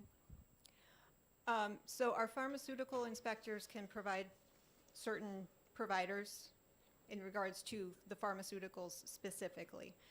One of our pharmaceutical inspectors is here and she'll testify. I think she'll be better able to explain what it is that she's able to do and the limitations that are placed on her as an inspector. But we would have to hire an inspector who was qualified to do this work. They would go in. It would be similar to barbershops and cosmetologists, estheticians. They have to file for shop licenses, and we can inspect those. We do inspect them upon opening and then up to twice a year after. Those are proactive inspections to ensure that everybody working there is properly licensed and that they are compliant with all of the rules of the board, because that is, it protects the public by ensuring that all health and sanitary requirements are met. Thank you. Representative Rhodes? Thank you, Madam Chairman. Thank you for taking my question. To kind of clarify what Representative Sitek was just asking, so you're saying that proactive inspection, and you're saying that the Board of Cosmetology, Barbering, et cetera, was all in favor of this bill. So if you could clarify for me, my understanding is the Board of Cosmetology, Aesthetics, Barbering, individuals go to school to be trained for that, and therefore that particular board is following up with inspections. So if these individuals are not going to school for barbering, cosmetology, aesthetics, etc., then why would they be the ones following up with inspections of these facilities? If I understand your question, I apologize if I don't, but if I understand your question, it would not be our cosmetology inspectors who would be conducting inspections of the medical spas. We would hire an inspector who is qualified to inspect them. Did that answer your question? What particular, I guess, practice is going to be the ones that are going to be inspecting? We would have to determine what those qualifications are, because there are so many different licensee types. It would have to be somebody, I think, that has a certain amount of medical knowledge, possibly pharmaceutical knowledge, in order to properly inspect. But the job requirements and classification would have to be determined. So to follow up with that, on line 20 where it says, does not meaningfully promote the proper function of the body or prevent or treat illness or disease. I think where my confusion is coming in is I'm hearing Board of Cosmetology, I'm hearing aesthetics, now I'm hearing possible medical practice or pharmaceutical, but we also just heard that insurance does not pay for any of these procedures. So I guess I'm a little bit confused on, are we staying in our own lane here, or is it just just a mix of what you feel like it should be? So these are medical cosmetic procedures. They are medical procedures, treatments, and services that are provided for purely cosmetic reasons. I have a question. Does the OPLC and the Board of Medicine inspect doctors' offices or surgical centers or urgent care clinics? Our pharmacy, so the Board of Medicine, Board of Pharmacy. okay, the Board of Medicine does not inspect. The Board of Pharmacy, their inspectors may inspect providers. Thank you, that Yes. was all I wanted. Thank you. Are there any other questions, Representative O'Brien? Thank you, Madam Chairman. Chairwoman, I'm just a little bit confused. You said your division would send out people, and it sounds like the position does not exist. But does it not exist somewhere else in state government? I'm trying to avoid a potential redundancy of services. To my knowledge, it does not exist in state government, state service somewhere else. Okay, thank you. You're welcome. Thank you. Any additional questions? Representative Fellows. Thank you. I don't see anything in this bill. Maybe I'm missing it and you can point it out to me. But my question has to do with, is there any kind of board that will oversee this, or at least an advisory board that knows about med spa operations? No, you are not. You're correct. That's not in this bill. It would be a registration with OPLC, but if things were found that needed to be referred, it would be referred to one of the boards that currently has authority over the licensees that work in medical spas. We're not looking to create an additional board. So you're saying if the inspector went in and found something that didn't seem right, they'd have to identify the person who is responsible for that, and if it's a physician, it goes to the Board of Medicine, and if it's a nurse, it goes to the Board of Nursing? Correct. We are not looking to take authority away from the boards that currently oversee these licensees. Thank you. Representative Schmidt. Thank you, Madam Chair. I believe in your earlier testimony you stated that an inspector in the case of these medical spas could only go in if the complaint had been lodged and then potentially that harm had already occurred. My understanding is that the Cosmetology Board and the other boards that you supervise at OPLC can and do regularly inspect, but on an unannounced basis, they can go in. They don't have to have a complaint lodged. So why the difference in the causation, if you will, or authorization for an inspection with this type of facility? Thank you for that question. So you're correct. Our current inspectors in pharmacy, cosmetology, mechanical, and electrical, they can all perform proactive inspections, which is what we're trying to bring here to medical spas. So cosmetology, for instance, there may be an esthetician who works at a medical spa, but if they don't have a shop license, then we don't know that they're there, and we don't know that we can go and inspect them. If they do have a shop license within the medical spa, then our inspectors, our Cosmo inspectors, are limited to inspecting that shop within the medical spa. They cannot inspect the remainder. They're not qualified to inspect what the doctors are doing. They're not qualified to inspect the pharmaceuticals and the other things. They would be very limited to that shop, which may be a room within the medical spa. Thank you. Representative Blackus. Thank you. As I understood it, you said that this sort of inspection is not done of doctors' offices where they do a variety of medical procedures. I would assume that if there's a complaint, it's the particular practitioner there. What's special about medical spas that would require this, whereas doctors' offices do not? The difference, I think, with the medical spas is that because they're cosmetic procedures, they're cosmetic for cosmetic reasons, even though they are medical, we are seeing more and more people who are getting into the med spa game. We are seeing more and more people who are perhaps not qualified. There's a greater risk to the public with what is occurring at medical spas than there is at regular doctor's offices, if you will. Follow-up? I mean, if they're doing medical procedures at these spas, aren't they required to be licensed as appropriate to whatever practice they're doing? As would it be in a doctor's office? You're correct, they should be, but they are not always. Thank you. Representative Goley. Thank you, Madam Chair. And just to follow up on that line, would inspecting them be one way of finding out that those that are there practicing and doing the procedures are correctly qualified to produce those procedures and have the certifications necessary? Yes. Follow-up? And as you just stated, isn't it the job of OPLC to make sure any registration or license they need to do is in the best benefit of the public? Yes. Thank you. And just one last question, and I don't know if you can answer this or not. Follow-up. We've heard from the doctor about how big the practice is that he's been in and how prolific this is becoming here in the state of New Hampshire. Do you know how many facilities would fit this definition currently in New Hampshire, or how many are practicing under medical spa?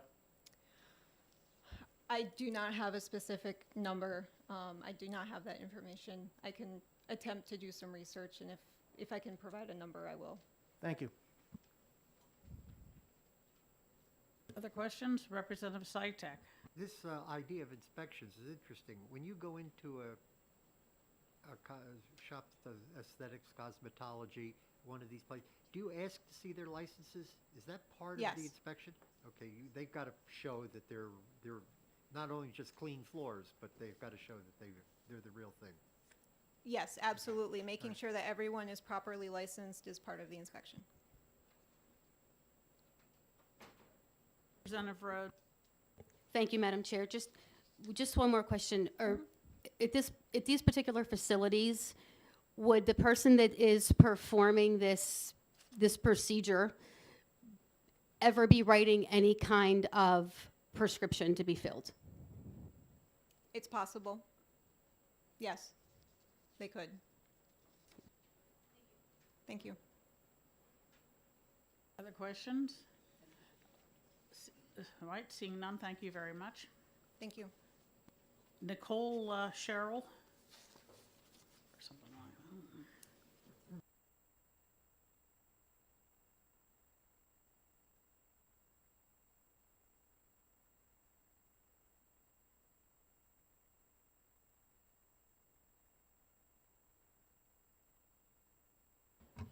Good afternoon.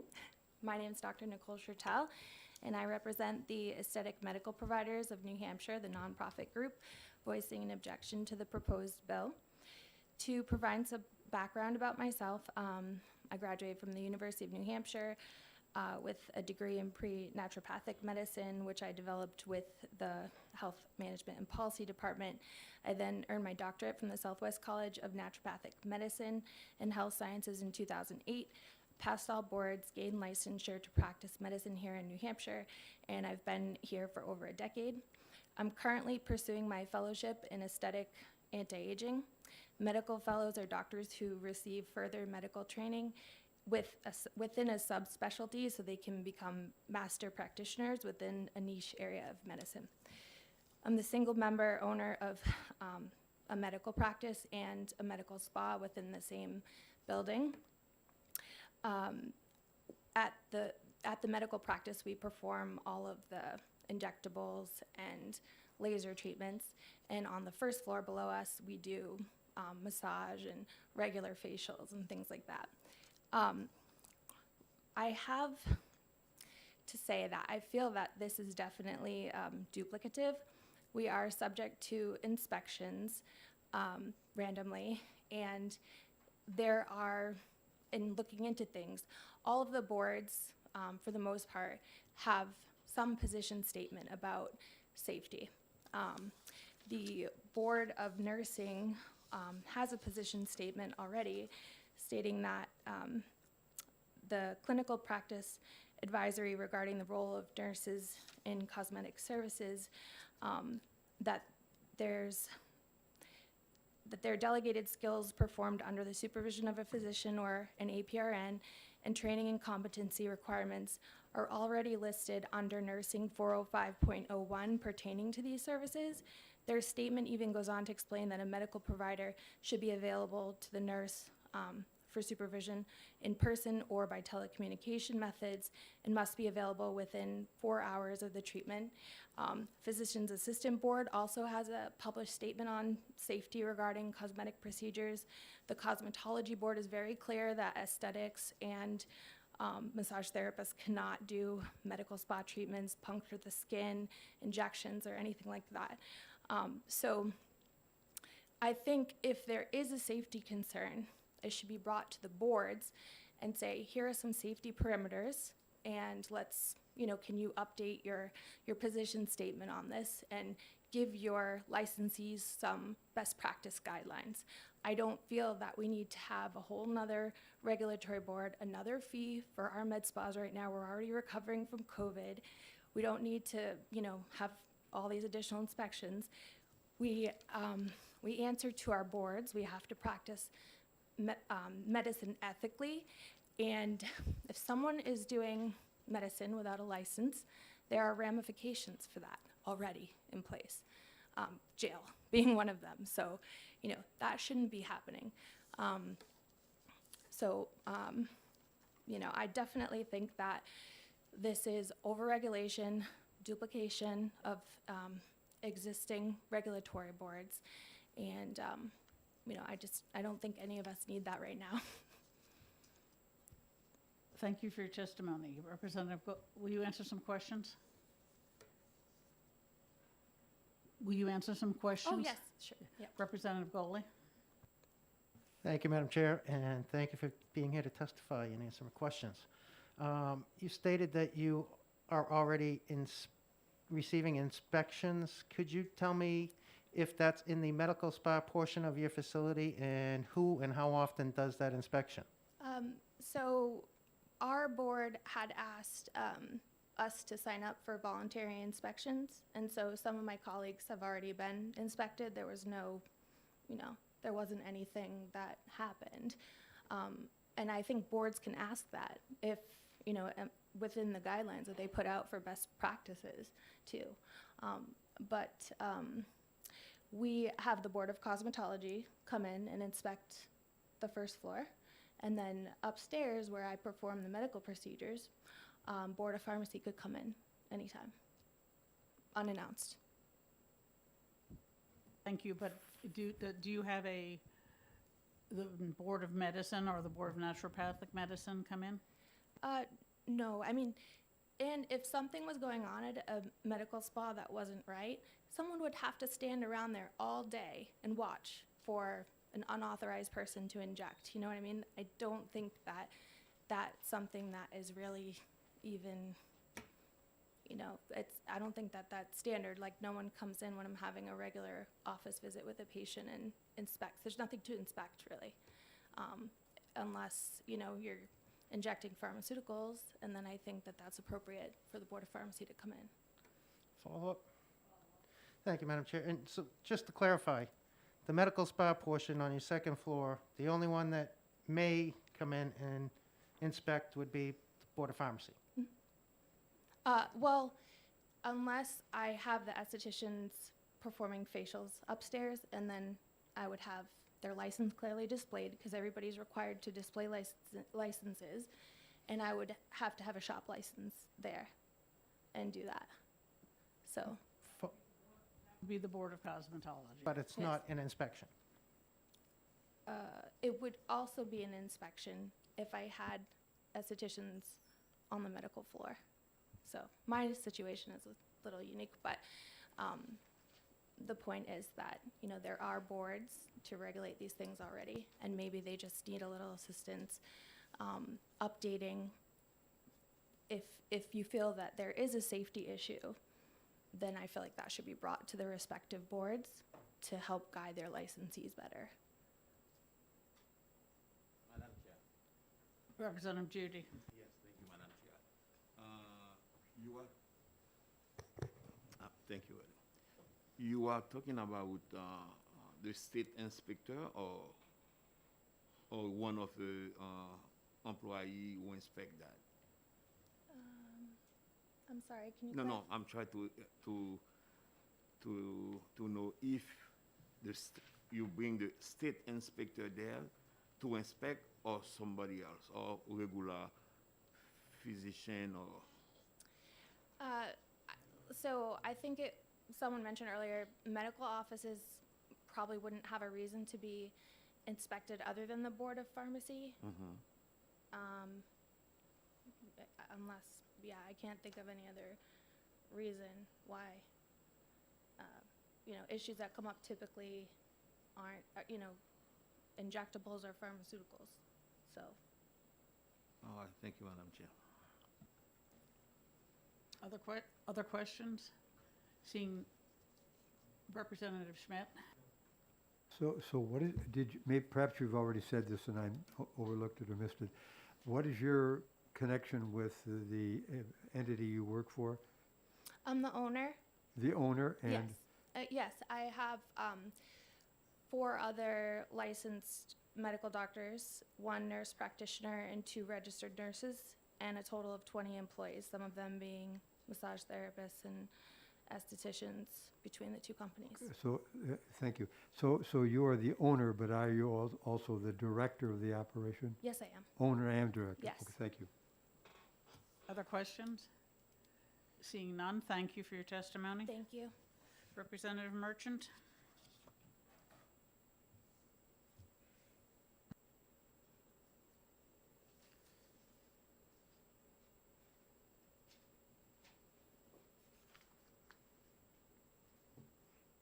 Thank you, Madam Chair.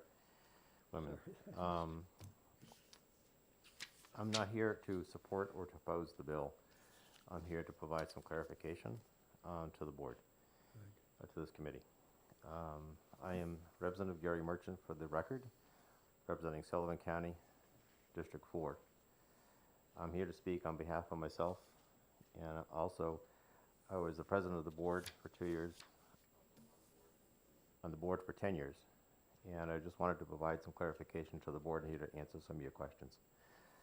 In regards to the inspections, the Board of Pharmacy, this has been a hotly contested situation between ourselves and the Board of Medicine. The Board of Pharmacy goes in to inspect for the safe storage and handling of pharmaceuticals. It does not, repeat, it does not inspect for aseptic technique, how the drug is prepared, nor does it inspect for the administration of the product. This committee has been through that process before and has clearly come down and saying that that's not responsibility of the Board of Pharmacy. What I wanted to also say to you folks, one of the things in the bill, although I think the intent is there, I did offer to work with the sponsor of the bill and also those who are working with the sponsor on the bill to provide language to the clarification to it. One of the things that we may want to consider in the amendment, the reason why people don't open a pharmacy without a license is because nobody will ship to the location unless they have a license. So one of the things to try to do is to amend the bill to insist that the license has to be there and allow the people who ship products, which are the wholesalers, are on the hook, if you will, for sending a product to an unlicensed facility. It just gives them an opportunity to do this. So that's kind of what I was trying to accomplish through the discussion with people before and talking about an amendment. If there's any other things you folks would like me to try to clarify based upon my limited knowledge, I'd be more than glad to help. Thank you, Representative Merchant. Are there questions?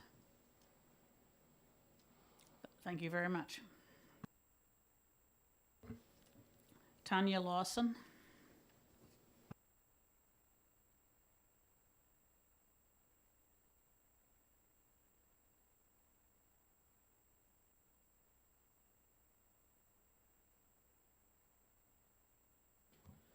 Good afternoon, Madam Chair and representatives. My name is Dr. Tanya Lawson. I'm a graduate of the University of Ottawa and the Canadian College of Naturopathic Medicine. I've been a licensed naturopathic doctor since 2006 and licensed in New Hampshire since 2015, and proud to call it my home. I'm an active volunteer in my community and currently serve on the Medical Reserve Corps COVID response team. I have practiced medical aesthetics for 13 of my 15 years in practice. I currently own and operate and serve as medical director to a medical practice in Londonderry called In Bloom Health and MediSpa. I offer both cosmetic and medical treatments in my practice. I am a small woman-owned business and have 7 employees. I've had the privilege of winning Best Doctor Award in my community for the past 2 years. My practice has completed thousands of patient visits per year. I am also here representing Medical Aesthetic Providers of New Hampshire, a nonprofit group of providers that spans multiple medical professions and includes physicians, naturopathic doctors, nurse practitioners, dentists, nurses, and physician assistants. Our group is focused on creating best practices in the industry and advocates for providers in the field of aesthetic medicine. I am here today to oppose this bill. This bill is fraught with errors and misunderstandings about the industry and about medical practice. Many of you may have not have been aware of what a medical spa was before hearing this bill. Medical spas are medical practices. This bill begins with the premise that medical spas are not regulated. Indeed, we are. Every medical procedure I perform in my office, whether cosmetic or otherwise, is regulated by my medical board. Whether I'm performing a cosmetic Botox treatment or performing a non-cosmetic treatment, my assessment of the patient, diagnosis, informed consent, treatment, and documentation of the encounter is the same. The same is true for the other regulated professions practicing aesthetic medicine, such as physicians, nurse practitioners, etc.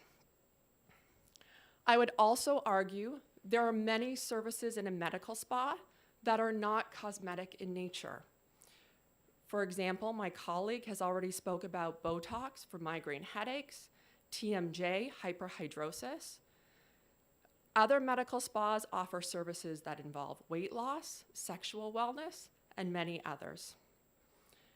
I've spent over $100,000 in additional training in aesthetic medicine.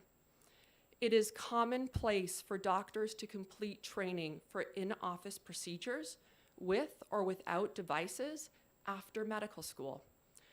For example, lasers are used in various fields in addition to aesthetic medicine. Specific injection training or drug administration may also be learned after medical school, especially as new treatments become approved. These procedures and devices do not warrant having a separate regulatory board. It appears that this industry has been singled out while other subspecialties, perhaps those with more inherent risks to patients, have not. It's also important to note that malpractice insurance will not cover procedures in which you are not adequately trained. New Hampshire has a high safety record of aesthetic procedures. It has actually been impossible to find public record of incidents that suggest otherwise. In fact, medical aesthetic practices must build their businesses on reputation, safety, and results. I'm also confused as to the timing of this bill, since so many small businesses have already suffered as a result of COVID. This law also goes beyond the proactive inspection. Passing this law would make New Hampshire one of the most regulated states to practice aesthetic medicine, on par with California and New York. It would take our patients to neighboring states where treatments would inevitably cost less. This would pose additional risks to patients since their provider would not be close should an urgent concern arise. It would also reduce jobs in the state. And lastly, it would disproportionately affect women since the majority of Medi-Spa owners in the state are women. I believe this bill was created through a lack of information and perhaps misinformation about the industry in New Hampshire. In fact, we were able to locate a very similar version of this bill on the American Dermatology Association's website, and we understand that this national organization is pushing this type of legislation nationwide in order to take back the cash business that these treatments create. Passing this legislation will drive business to neighboring states at the cost of New Hampshire patients and taxpayers. I'm urging you to consider the facts and stop this bill. Thank you. Thank you. Representative Schmidt. Thank you, Madam Chair.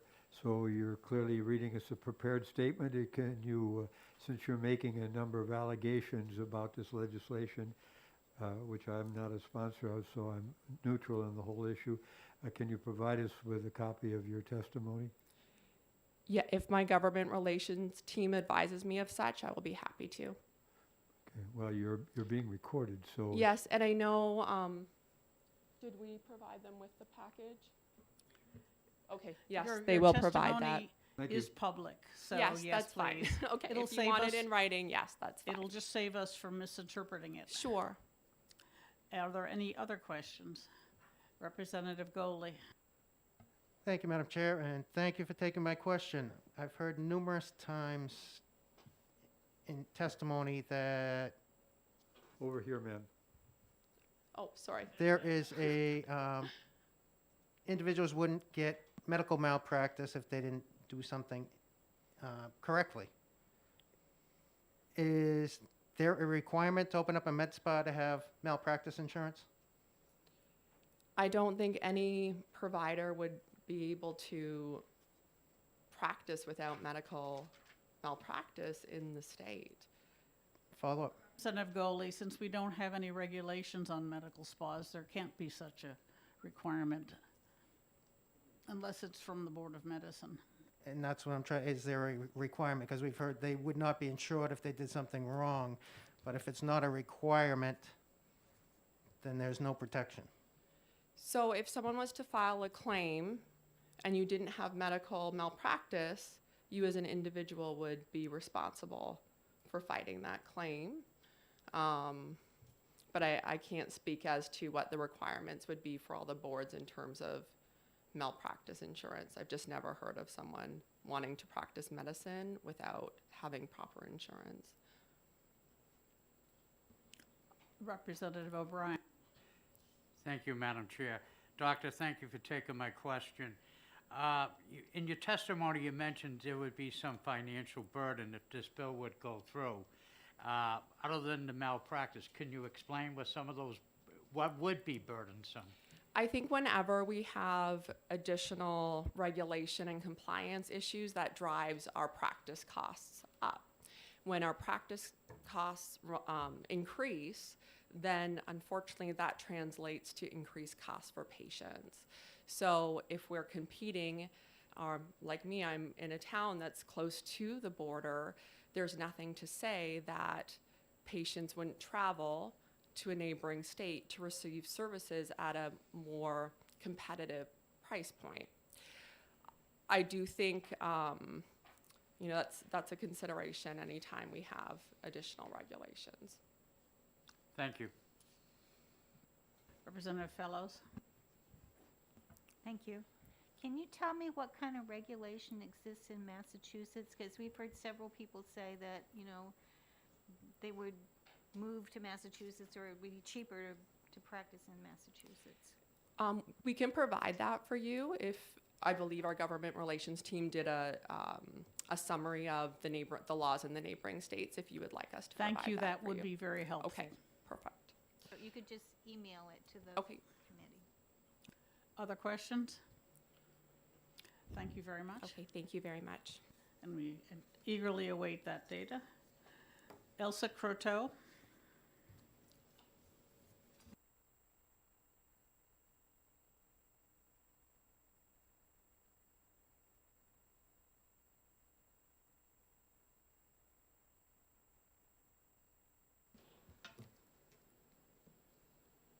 Good afternoon. My name is Elsa Croteau. I am a pharmacy compliance inspector for OPLC.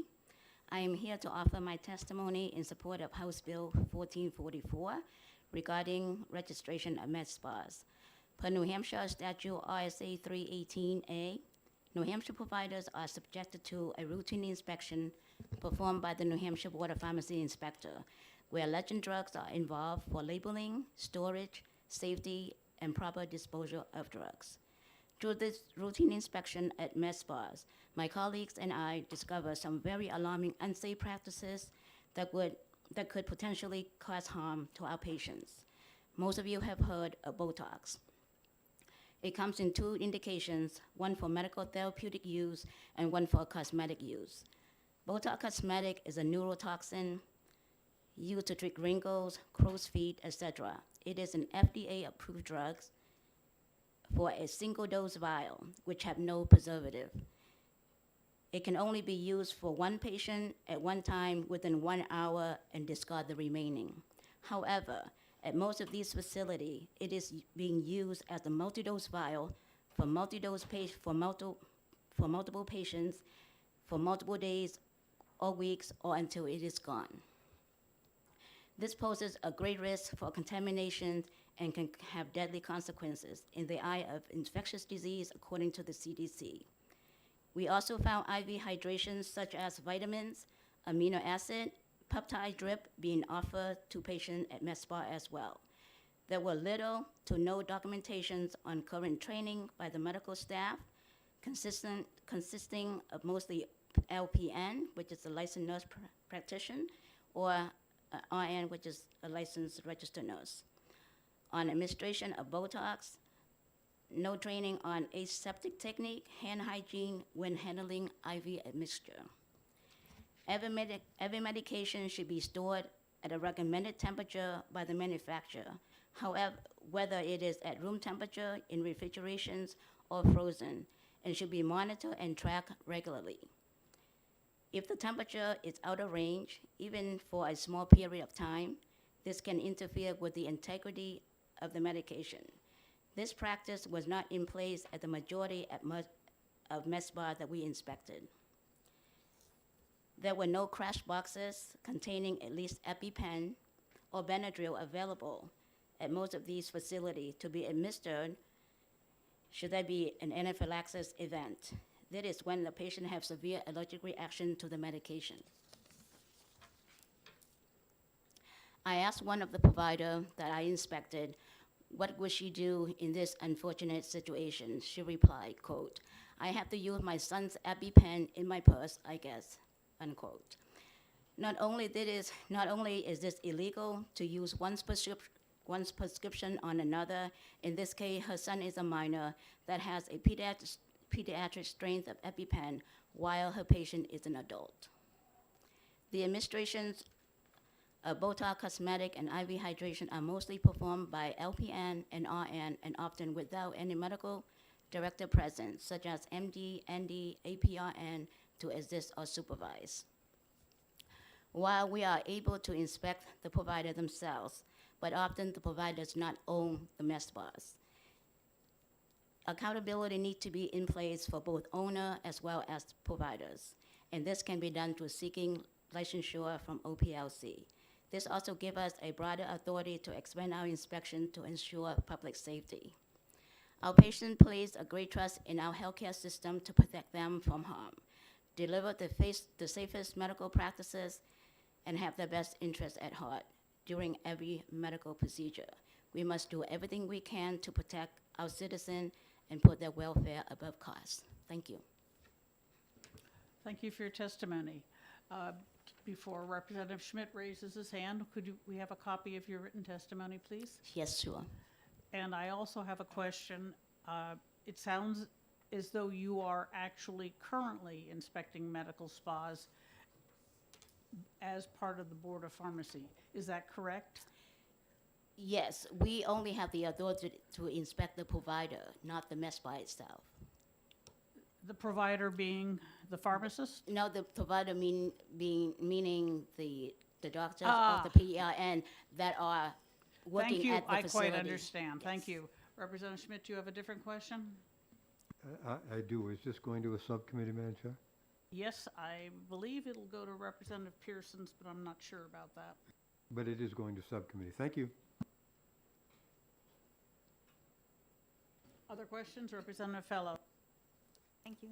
So based on your last response, is it correct if I assume that all med spas are being inspected now for at least the pharmaceuticals? Because I'm thinking that they probably all use Botox, right? Yes, not all med spas so far. We inspected some that brought to our attention, and but our authority to inspect is very limited.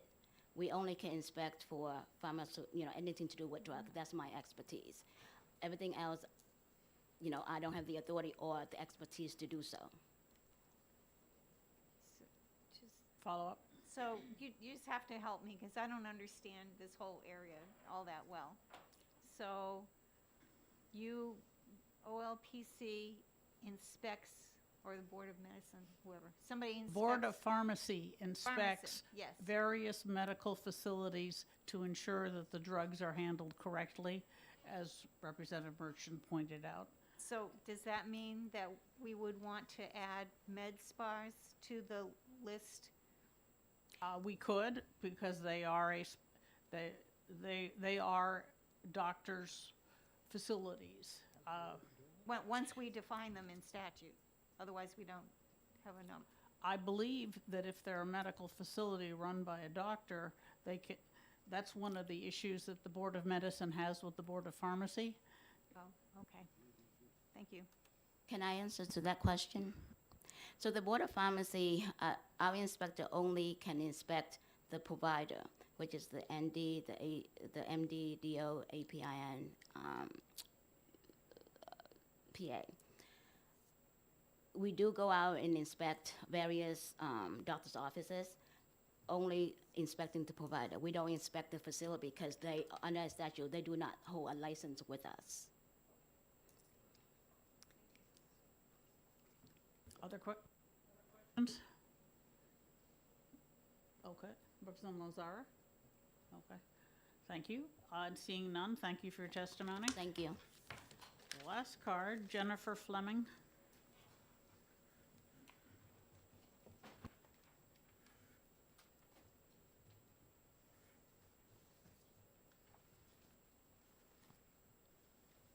I know we're running over time, so I will try to be as brief as possible. To all committee chairs, thank you so much for allowing me the opportunity to speak before you today. My name is Jennifer Fleming, and I am a licensed nurse practitioner who has been practicing for the last 10 years, both here in New Hampshire as well as Massachusetts.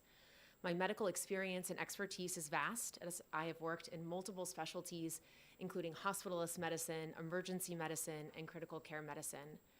In addition to hospital-based practice, I was introduced to the field of aesthetic medicine over 5 years ago and have actively been pursuing my field in this and have actively been pursuing my passion in this field. I've worked for 2 separate practices and will be opening my own medical aesthetic practice within the next few months.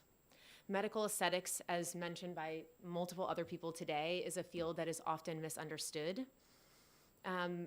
I will kind of briefly, we know that medical aesthetics does not just perform cosmetical procedures, but multiple other specialties, as everyone mentioned, including hormone supplementation, different devices, medical weight loss.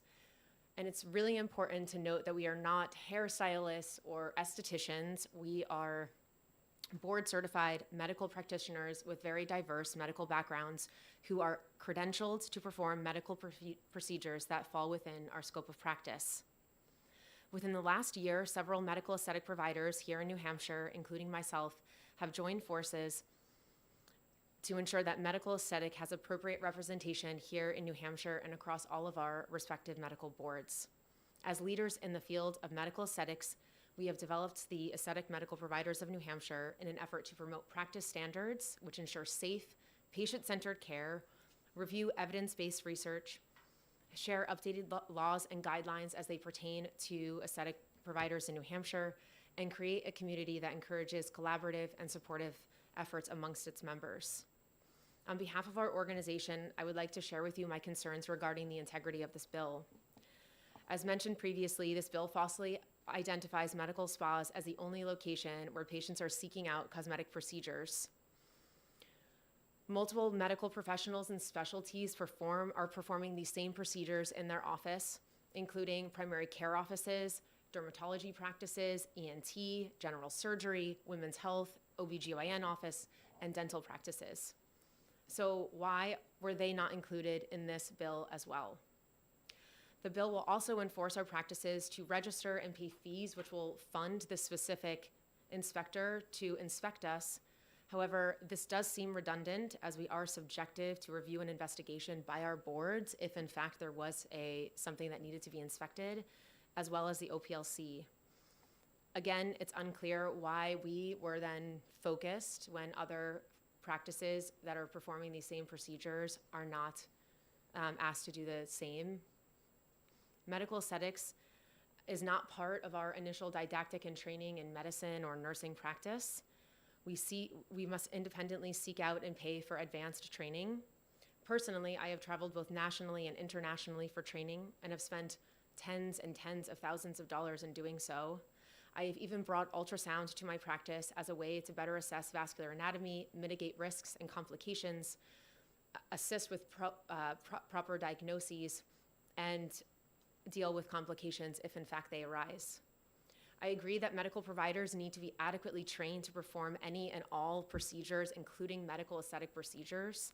However, training in medical aesthetics can come from multiple different forms, and prior to the bill determining what is acceptable training, this needs to be understood and reviewed by our respective medical boards. Additionally, this bill chose not to include medical professionals, including physician's assistants and dentists, as well as it attempts to place restrictions on medical professionals, preventing them from practicing to their highest potential. Next, and most importantly, this bill was created without any deeper insight or dialogue with medical aesthetic providers here in New Hampshire, and did not include our respective boards in the process, and did not seek to understand the current issues in medical aesthetics prior to proposing this bill. By no means do I sit here to refute the need for guidelines and regulations in medical practice, medical aesthetics included. Regulations and practice guidelines are needed to protect patients and to identify practice standards that clinicians should and must abide by. However, regulation should not be dictated to a profession that is already regulated, and certainly without collectively involving them in the process. On behalf of our organization, I thank you for your time and ask that the committee oppose this bill. I would like to just quickly touch base on, just to give a little bit of overview as to some of our other people that had just spoke with regards to pharmacy and the way in which medication is used in medical aesthetics. I would be more than happy to provide the board with probably an over 20-page paper that I took the time to write to investigate the way in which not only medical aesthetic providers, but all medical providers use and administer neurotoxins, including Botox, that has now become an accepted form of practice. In medicine, physicians, nurse practitioners, providers, we use medications off-label all the time. Vaccines are used multi-use, and I would like to argue that I feel that it is basic learning in medicine that we learn aseptic technique. So I don't think that we necessarily need to have a different training for this. I think that's all that I have. Thank you very much. Representative Zitek. Would you mind repeating what AMPNH means? The Aesthetic Medical Providers of New Hampshire, which is the organization we created. Okay, that's straightforward enough. Other questions? Seeing none, thank you very much for your testimony. Thank you. Is there anyone else who wishes to testify on House Bill 1444? All right, in that case, I'll close the hearing and open the hearing on House Bill 1429. I call the sponsor, Representative Grota. Thank you, Madam Chair. I'm Jackie Grota, representing Rockingham 24, District 24. OPLC asked me to submit House Bill 1429 regarding massage establishments. This committee has heard this bill in 2019 and passed the House, but it was part of the COVID cyclone when it reached the Senate. There was a concern at that time regarding law enforcement in previous hearings, and we want to address this today. This registration will allow OPLC to do its work in addressing victim needs and educate businesses so they can do their work in a safe manner. Thank you. Thank you, Representative Grota. Are there questions? Representative Zitek. Yeah, this question applies really to the other bill also. No. We license individuals, and they're subject to their scope of practice and their boards, their appropriate boards. How do you inspect an establishment? What do you do? Go in there, the floor's dirty? I mean, exactly what does licensing an establishment mean, as opposed to the practitioners who are working there? In this particular case, it would be establishing to make sure that it would be to ensure that the people that work there have the proper licenses, that public health concerns are being addressed, and that the business is doing what it's supposed to be doing safely. Thank you. Representative Goley. Thank you, Madam Chair, and thank you for taking my question. You're welcome. In a different statute, don't we license currently nursing homes and other facilities? Yes, we do. Thank you. Other questions? Seeing none, that you Thank can you. get I up can get now, up now. Representative Thank Grota. you. Michael Porter.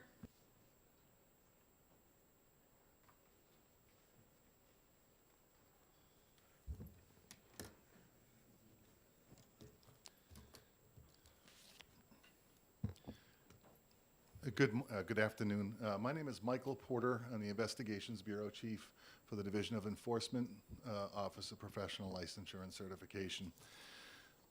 I'm here to support House Bill 1429, which does establish licensure for massage establishments. I did email late this morning a copy of our proposed testimony, so what I'll do is I'll put this aside. I can leave a hard copy here, but I really want to highlight what I call the critical features of this particular legislation.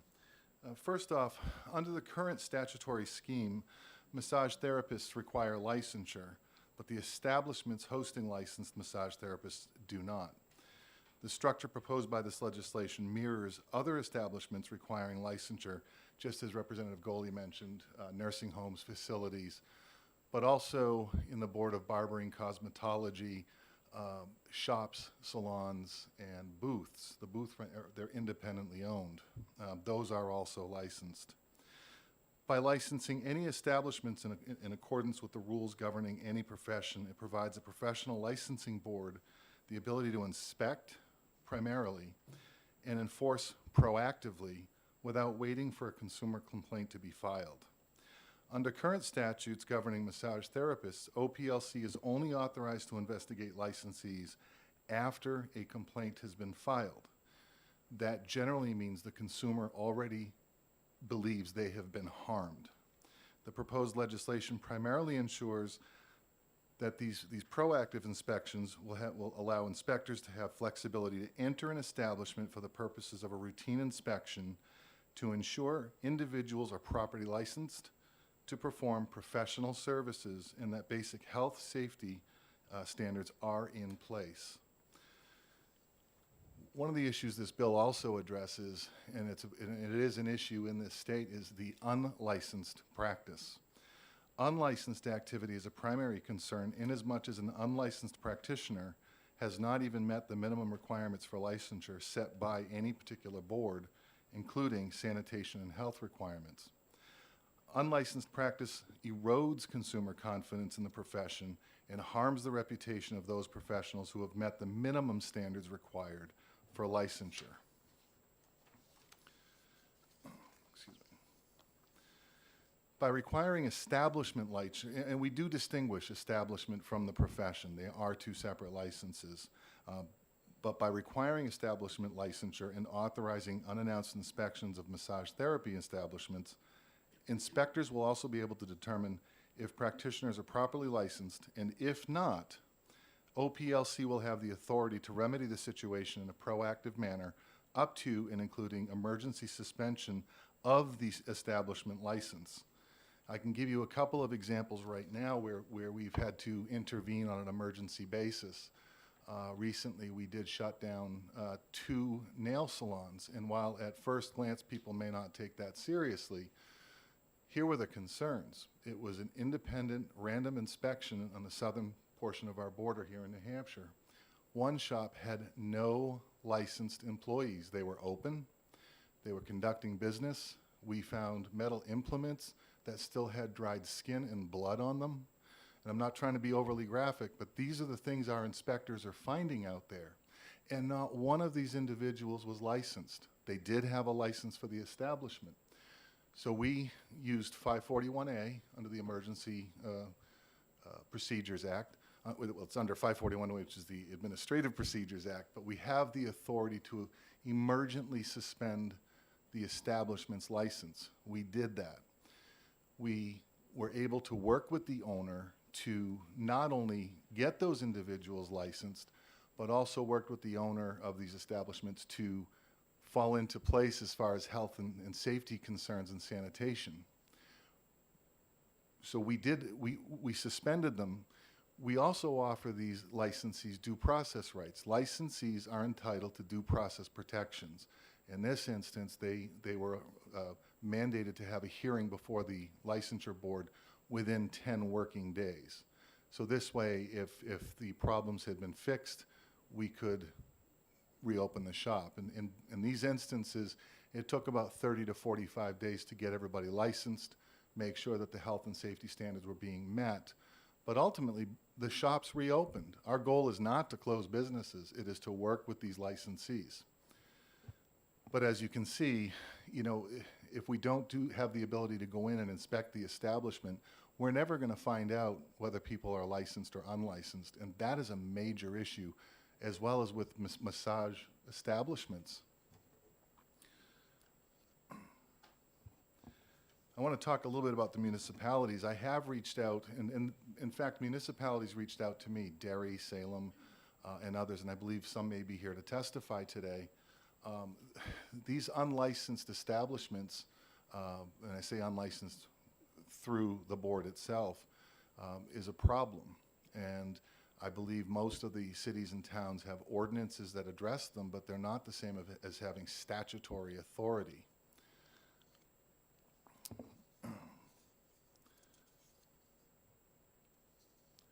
By creating the establishment licensure procedure here, we do provide consumers with a predetermined agency where reports of alleged misconduct occurring in a shop or salon or establishment may be filed and investigated. This allows for further consumer confidence. And right now we do have a massage therapist board, but as I mentioned, by the time we get the complaint, we can't investigate a licensee until the complaint has been filed, whereas having an establishment license, we can go in proactively and we can do inspections, and we would base it under the the Board of Cosmetology, which would be minimum two inspections per year. In some instances, we only get to do one per establishment, but we're working on that. I do want to address the issue about law enforcement, and I know that there are some that are worried about this being this particular statute being used as a law enforcement tool. The fact of the matter is many, if not most, all boards and commissions under OPLC already have the authority to report out to law enforcement. In fact, the case that I mentioned to you about the nail salons, we were able to reach out to the Department of Justice, and one individual, the actual owner of the shop, is being prosecuted, as are those who are operating unlicensed. We already have the authority to reach out to law enforcement, so this statute doesn't carve out anything special than what we've already been doing with that regard. It just allows us to go in and conduct the proactive inspections. This bill would also allow us to, when we do conduct these inspections, if we do spot evidence of any type of crime, we could reach out to the local health department of the town. We could reach out to the local police department and involve the New Hampshire Department of Justice as needed. So I do want to I wanted to discuss that part of this bill. This is not adding additional law enforcement authority.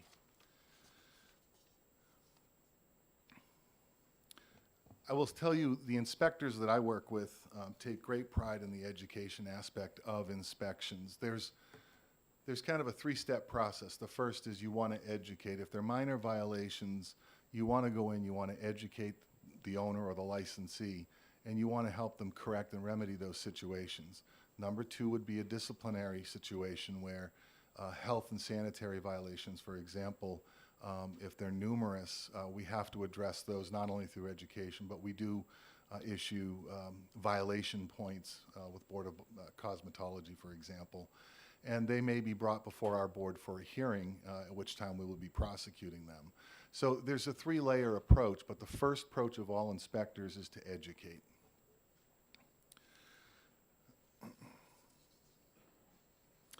So again, I don't want to be repetitive, but we do support this particular bill for massage establishments. Again, the licensees themselves are licensed, but the establishments are not, and this just provides another layer of protection for consumer confidence, protection of the public health, safety, and welfare, but more importantly, this also benefits those licensees who are working appropriately. And I'll be happy to take any questions. Thank you, Representative Sitek. I have a couple of questions I'd like to ask you, but the first is, I heard a story that had two aspects. First, you said you went into a place unlicensed, and you made the case that you tried to work with them. They're now open, and then I heard a little later, was it a different somebody else that's been prosecuted? No, there's a couple of different layers. So that in that particular situation, we worked with them to once again open, but that does not prevent them from being criminally prosecuted for their actions. Our goal was to ensure that if they were going to reopen, that they did so following the laws and rules, but that did not excuse the criminality of their behavior. I certainly appreciate that you're not the Gestapo, that you're trying to make this work. That's you. I don't know, but I want good laws, not necessarily good people. My question is this. There's something very inconsistent here, and I'm going to put this on the table. There seems to be a lesser semi-medical sort of aspect that you go in and you inspect and you look at those, but we don't go into Dartmouth Hitchcock. We don't go into urgent cares. Somehow they're too high class for that sort of thing. All right, and where I'm going with this is, it's almost disingenuous to say, oh, we're going to proactively do this. Nobody complains going in and say, hey, doc, I don't think you're any good. I'm going to sue you. You wait for something to happen. You know, I'm hearing funny stuff in committee. So I can clarify, and hopefully this will add some clarity. Facilities, and that's the term we use for hospitals or long-term care facilities, are inspected under the Facilities Division of Department of Health and Human Services. That's a completely different branch and different operation than we have. Okay.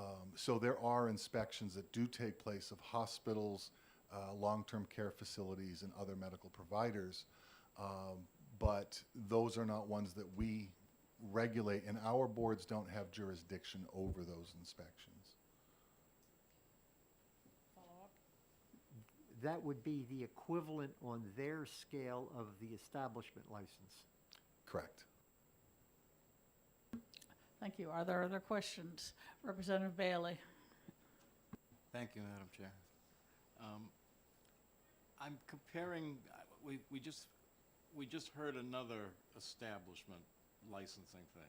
Yes. And I'm a little puzzled that this one seems to feel the necessity to include crimes of violence, sexually related crimes, prostitution, human trafficking.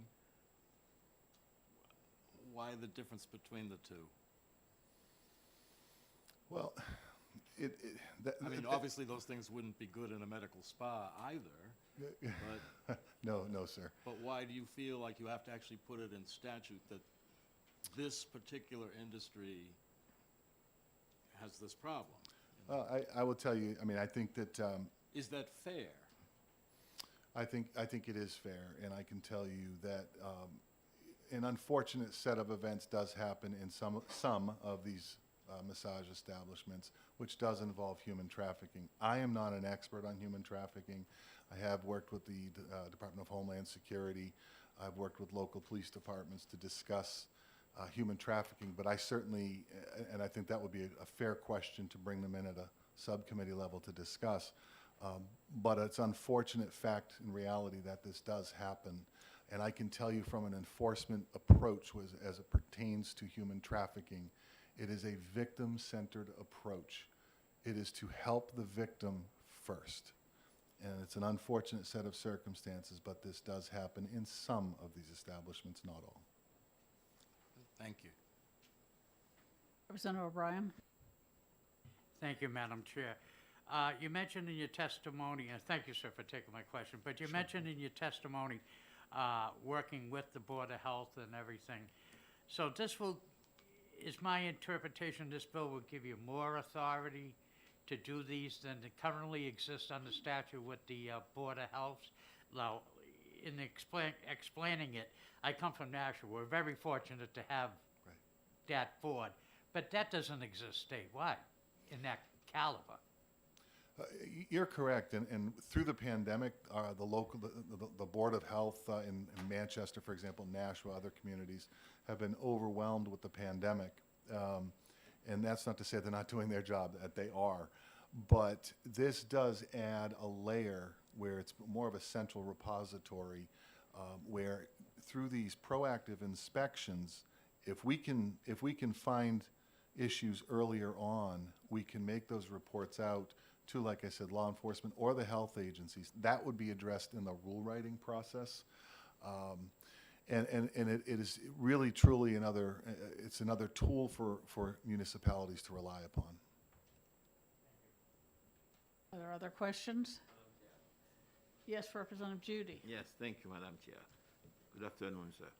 I'm just curious, during the inspection, what do you call minor violation? Oh, that's a great question. I think it's probably in the eyes of the beholder, but oftentimes improper display of licensure, let's say. In some shops, you're required to hang your license. It may be in the back room instead of on the booth. It could be something as much as maybe like in a Cosmo inspection where they hadn't sweeped up the hair from the client before. I would say that those constitute minor infractions. The more major infractions would be not using what's called the autoclave, which is it's the unit to disinfect and to sanitize metal implements which are used to go under the fingernails. If we find that those items have either not been properly sterilized or there are still potential biohazards on them, that's a major. The foot spas, our inspectors go in and they actually lift the cover off. What you see on where you place your feet is nice and tidy. What you don't see is what's covering the motor. And so our inspectors these are very detailed oriented inspections. Thank you, Megan. Sure. Representative Schmidt. Thank you, Mr. Porter, and thank you, Madam Chair. We have been participating in a little dance here of sorts. So how many towns are currently afflicted with establishments which are massage establishments where there's no therapeutic massage being performed? Well, that's a great question. I mean, nobody advertises criminality, but I can tell you it's affecting, from my experiences, the southeastern tier of New Hampshire, but I believe it's also encroached upon the central portion of New Hampshire, and I think those members that are here from municipalities can better answer that question. Thank you. Other questions? Okay. Seeing none, thank you for your testimony. Thank you, and I am available for questions. I put my telephone number on my, who would like a copy of this? We'll take it, thank you. And we'll recycle it with our other papers. Is there anyone else who wishes to testify on House Bill 1429? I don't know how this works, but...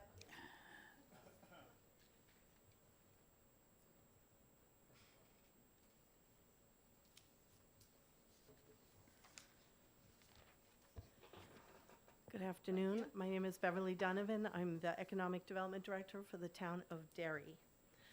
Mr. Porter has pretty much summarized everything that I think needs to be said in the sense of what the legislation is about. So what I would like to do is read the letters that I have from different departments. Thank you. We have received those letters, and I believe everyone on the committee can read, so just Okay. give us the highlights.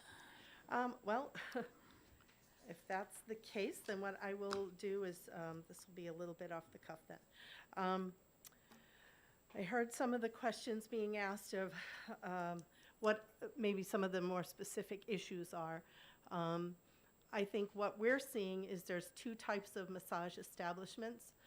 Some that are relative to like sports and rehab and medical issues that people are having after an injury. Those are more therapeutic in nature. The thing that we're seeing a spike in is on the side of what a lot of people would term spa massage or just outright massage. And what we are seeing is a lot of turnover. In many cases, less than a year, where new people will come in and say that they're the owner, and the place will change hands. In some cases, the landlords don't even know it. And with that comes a flurry of activity around our change of use forms in producing Secretary of State paperwork and ID and information relative to the fire department's requirements on emergency contact and that sort of thing. It takes a lot of time to get those things straightened out. In some cases, those establishments are up and running and advertising before they've even been given their certificate of occupancy. in some cases where we've gone in to deliver paperwork, there is not a license to be found. And if there is a license, sometimes there's no picture attached to it, or the picture looks different than the person who is on the license.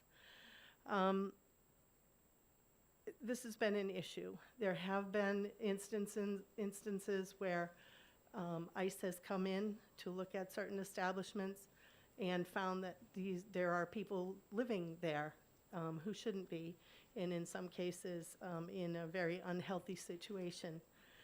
We're just seeing a lot of it, and we don't have any way of controlling it without specific complaints. And so we're really looking for House Bill 1429 to provide some help in the enforcement of the rules of the professional licensure, especially as those people transition into those shops, and to make sure that the people that are opening these shops are the actual licensed people that are working within the shops. We do see advertisements. I think I sent somebody advertisements that I pulled up today on the website that show they're very sexual in nature, and they have headlines like "New Girls," things like that. Sexy young girls. I have that here. I'm happy to leave it with you. They're screenshots from today of at least 2 of the ones that we're dealing with in Derry. We need help. We can't do it without the state stepping in and helping us. Thank you. Thank you for your testimony. Are there questions? Yes, I see Representative Schmidt. I was looking for someone who hasn't asked a question yet. Representative Schmidt. So, good afternoon, Mrs. Donovan. Nice to meet you in person. And are we talking about establishments where trafficking is going on of employees and illegal activities are occurring behind locked doors? That is what we believe in at least 5 of the locations. Yes. Thank you. Other questions? So if I understand you correctly, you're asking for the state to help you come in and enforce your local ordinances. So we've had meetings with the state and with ICE and with our detectives and health and code enforcement. And our problem is if somebody submits paperwork to the planning board under our change of use, we can't deny them to open up a business. So that's step 1.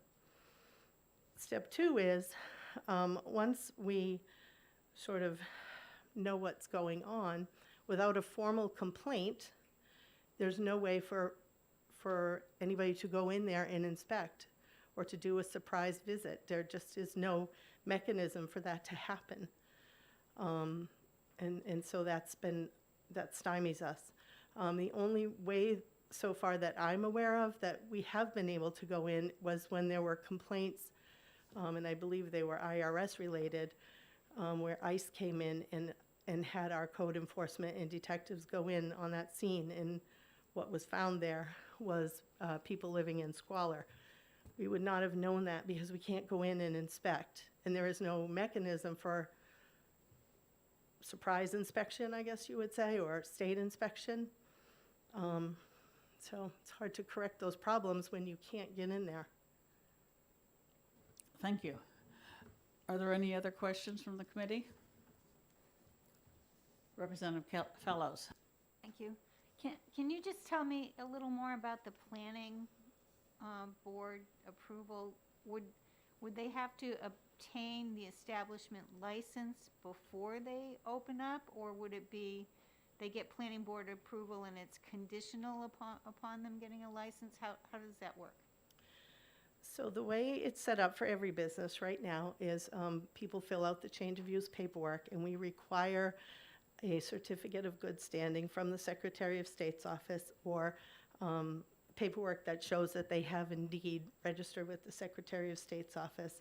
And then for licensed professions, we ask that they, for the owner or the manager, whoever is going to be the person in charge, attach a copy of their license. And that's kind of where it stops. Once it's open, that person may or may not be the one that's in there. Did I answer Representative your Sytek? question? You have a follow-up, Representative Fellows?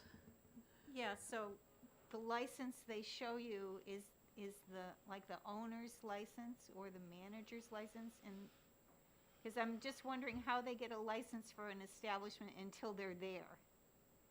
It's, you know, chicken and egg kind of thing, so. Well, I would assume it's probably like a hairdresser. You can be licensed and switch places. You can go from one salon to another and bring your license goes with you.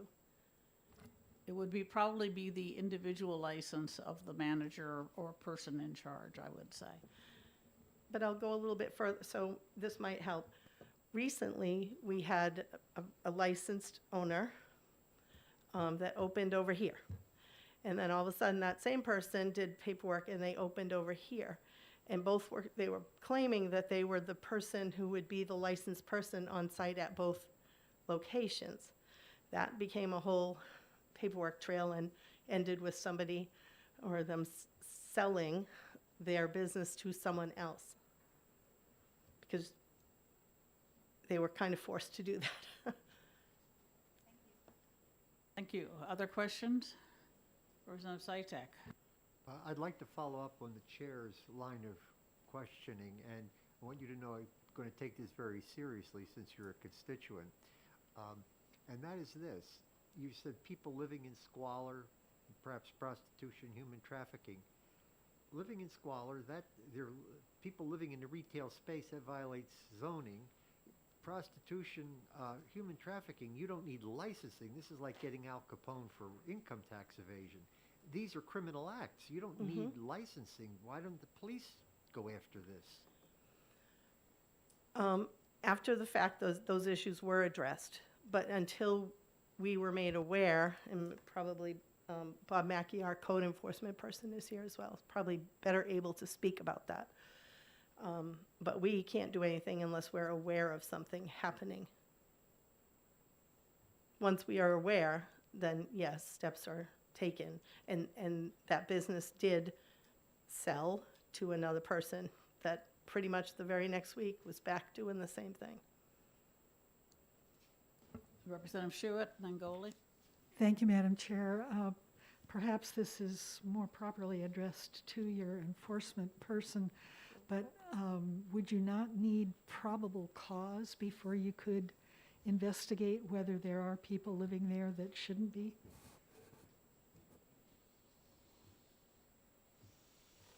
Please introduce yourself, sir. Good afternoon. I'm Bob Mackey with the Dairy Code Enforcement Office. So the question, well, probable, just to back up a little bit on what Beverly had said regarding, and again, our process is unique to Derry, so different towns have different methods. With the town of Derry, when you come in, you are required, as a new business, any new business fills out what's called this change of use form. And then part of that is, and that's with the planning department, and then what they need to do is then provide Secretary of State information showing that they're registered as a business in the state, and then, and so forth. And then in the case of the massage establishment, typically we're looking for that initial license and so forth. Something to keep in mind is the town of Derry does not, unlike some towns like I believe Salem, we don't have a separate ordinance regulating massage establishment. So as Beverly had said, once the initial paperwork's generated, that's complete. Typically we do at that point, code enforcement and the fire prevention office, we go in, we inspect, we make sure that, you know, things look okay from a life safety standpoint. If everything looks okay at that point, then we do issue a certificate of occupancy. But again, at that point, our authority pretty much ends because we don't regulate them locally. And again, without some sort of complaint or cause, we don't have the authority to just go in on a routine and inspect. So that's why I think this legislation would be critical, so that if we could get the shops licensed, that way giving the state the ability to go in and routinely inspect these or randomly inspect, that would help out the town certainly to give us a better handle on exactly what's going on. I mean, because I've witnessed on a couple of raids that I was involved with, where you go in and you've got the second floor of these commercial buildings being utilized for living space with literally buckets at the end of the beds for sanitation and so forth. So it's a tough problem right now. Thank you very much. Could you give us a pink card when you're Yes. a minute? Representative Goley and then Schmidt. Thank you, Madam Chair. And just a quick question. So you're here today asking that massage establishments be licensed, no different than a barber shop or a nail salon, so that the facility can be inspected to make sure those that are there operating, that are supposed to be licensed, are licensed and doing what they're supposed to be doing. Is that what I'm Correct. hearing? Yes. Thank you. Representative Schmidt. Good afternoon, Mr. Mackey. So, do you have any therapeutic massage practitioners in the town of Derry? I would assume that we do, that are associated with some of the medical facilities. We do have a lot of medical office use in the town, and Parkland Hospital and so forth. Follow-up? Do they have any comparable activity or facilities to the ones that we're talking about, what might be called illegal massage? Not to my knowledge. No. Thank you. Other questions? Seeing none, thank you for your testimony. Thank you. Is there anyone else who wishes to testify on House Bill 1429?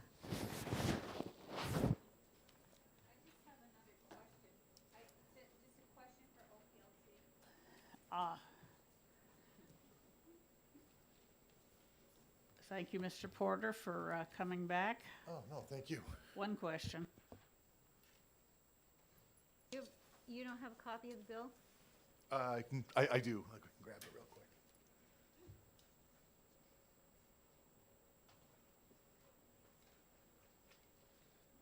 That will require my reading glasses. Page 3.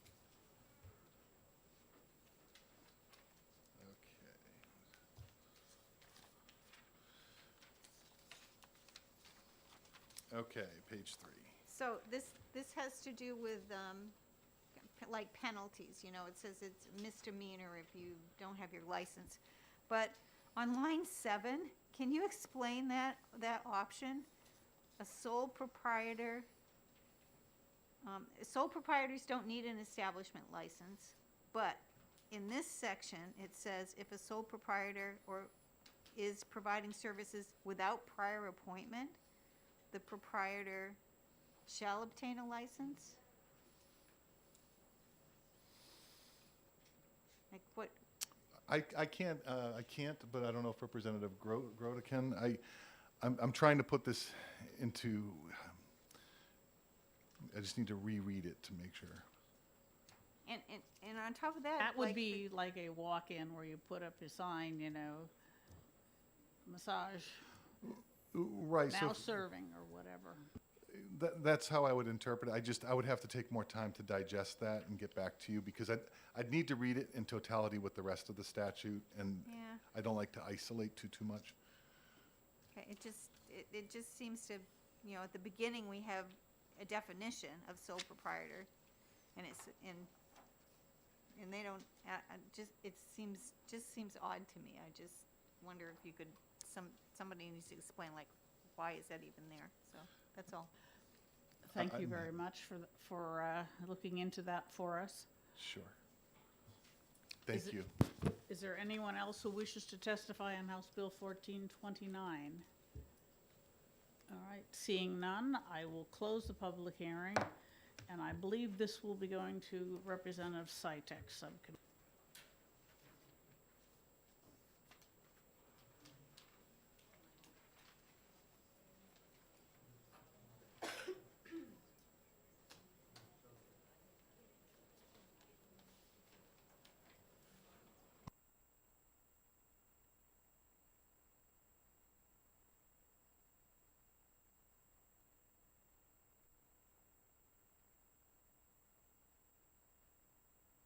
We're through for the day. Everyone is welcome back on Thursday for licensing day 2, to be continued. And I will send out to the committee a list of all our early bills.